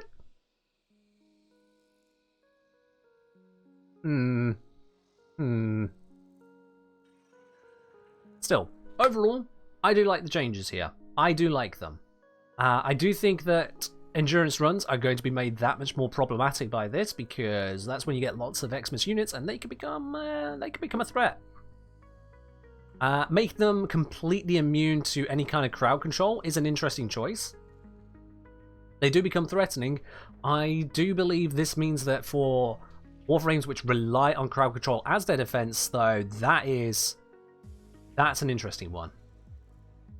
We'll have to see how that plays out. It could push us towards a harsher meta, especially into Steel Path. Because if you can't just keep the enemies at bay, which is what crowd control frames have to do, that can go badly for you very quickly. You think of the likes of Korra, you think of the likes of Banshee. They don't have much in the way of defense other than telling enemies no. But when the enemy is immune to ensnare, that can become a problem. They can drop a Riven Sliver. Yeah, Eximus units in Steel Path and Steel Path only drop Riven Slivers about 1% of the time, I believe it is. You can also get Riven Slivers from the Jackal on Steel Path. You can get them from opening up Requiem relics, and you can get them from Railjack. Now, Pierre, this isn't an exhaustive list. Any kind of crowd control ability, they're going to be immune to. This isn't an exhaustive list. This gives you an idea as to some of the things they are adding to the list of what is considered crowd control. Existing crowd controls, so like Lava, what's it? Bastille and Vortex from Vauban, those are still going to be part of it. But they're including all of these as well as part of that. So you've got Volt's Discharge, that creates a stun effect, a force stun effect on enemies, that's going to be considered. You've got Gloom, obviously with the slow effect, that's considered. The Fear effect on Sentry, that's considered. Harrow's Condemn for the binding effect, that's considered. All that stuff is being added in. Mesmer Skin, that stun effect, all of that. Wonder how it affects newer players? That's an interesting one to see, Nazurko. I think that's going to actually... Nazurko, you've hit the nail on the head. The question I was asking earlier, that we were all asking to an extent, why this? That's it. That is it. Yeah, there we go. Call you Piper? Oh, fair enough. Nazurko, you're right. How will it affect newer players? Well, this is how. This is why this is. Why didn't they put that here? Why is that not written down here? That could be written. Health, shield, and armor for Eximus will now scale faster at higher levels up to a point. Of course. Because once you're at a higher level, if you are into this final stage of the star chart or beyond that, you will have access to the operator. If you don't, for any reason, you are doing it to yourself. Newer players, without that option to deal with Eximus units, will themselves be up against a vastly reduced scaling in comparison to those higher levels. Because the equation is being set up that it scales into those high levels so it can start at the lower level. That seems to be the design point here. Why is that not written? That's confusing. But yeah. That looks like that could be the answer for the newer players. That's what's been considered there. At least, that's the way I'm reading it. Thinking it back, that's the way I'm reading it. Because if that's not what they're doing, then God knows. Quite frankly. God knows why this exists if it's not to make it where newer players actually have a chance to fight against them. This can all be very interesting. I am definitely excited to get my hands on all of this and see how it works. Lifted isn't control, it's a status effect.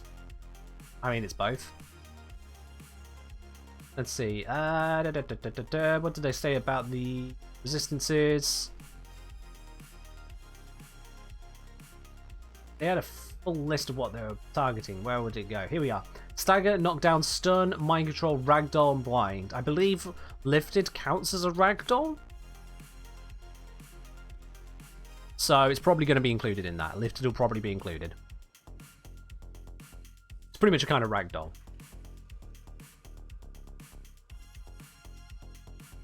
Yeah, crowd control. Crowd control is definitely a bit hurt. It's not exactly the priority of the meta, partly because crowd control is location based, whereas so many missions want you to not be in a location. Like crowd control is brilliant. What was that word? Brilliant. When it comes to the likes of mobile defense, it's brilliant for the likes of a static defense, and it is brilliant for survival camping in a single room or corridor.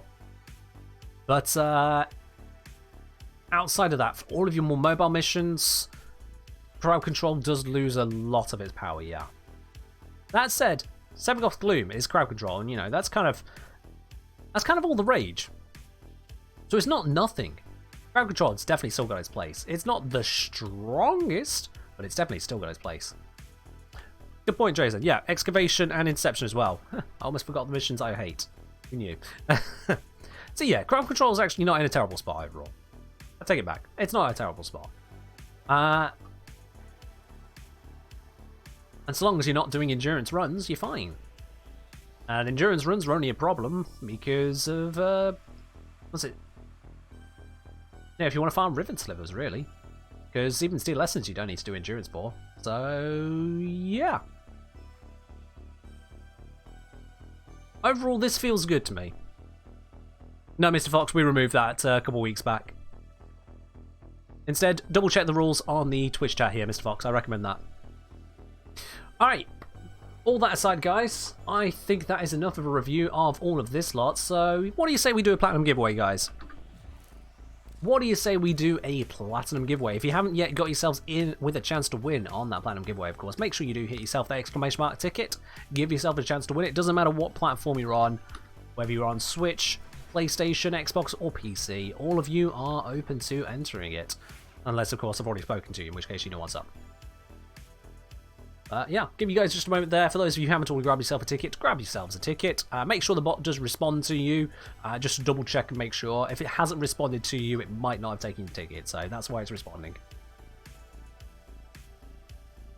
But yeah, I'll give you guys just a moment on that there. Whilst you are doing that as well, if you haven't already hit the follow button, make sure obviously you do that. It's free. Why the hell wouldn't you?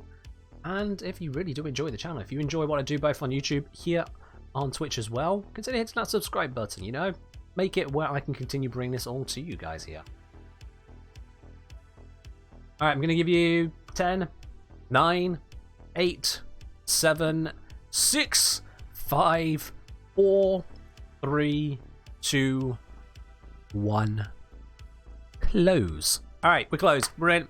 If you haven't got it in now, tough. There's probably going to be some people who are now going to miss that one, but honestly, that's just kind of how it be. You're in with a chance to win it, or you're not at this point. Let's see who is going to be the winner today. The winner of the Platinum giveaway is JJ27C4. JJ27C4, congratulations. You're the winner of today's Platinum giveaway. I'll be sending you a message here on Twitch in just a moment to get your Warframe username and platform. We'll get this sent on over to you. Congratulations, my dude. And to everyone else here in the chat, there are a... Oh, hold on. Mr. Fox saying, I feel like we've already seen Nidus. Mr. Fox, I'm very sorry, but I'm going to refund you the points on that one, so you can use that at the start of the next time we do a Warframe stream, because we are at the end of the stream today. We're definitely a bit over, but it was necessary for us to go through that lot. It was time for us to raid on over to another part of the Warframe community, guys. Where are we going to raid on over to today? Where are we going to raid to today? I mean, last time we didn't even do Warframe, but yeah. Let's see, who is streaming in the Warframe category at the moment? Channels I follow. That is Apex, that is Apex, that is Fall Guys. What? Apex, StarCraft. Ah, there's a Warframer. Excellent, right then. I decided that's where we're going, because there's a Warframe on my follow list.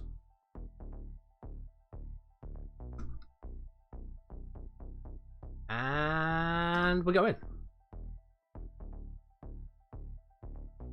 There we are. Had to scroll down a bit, but I got someone. we're heading on over to Charlottesville today, guys.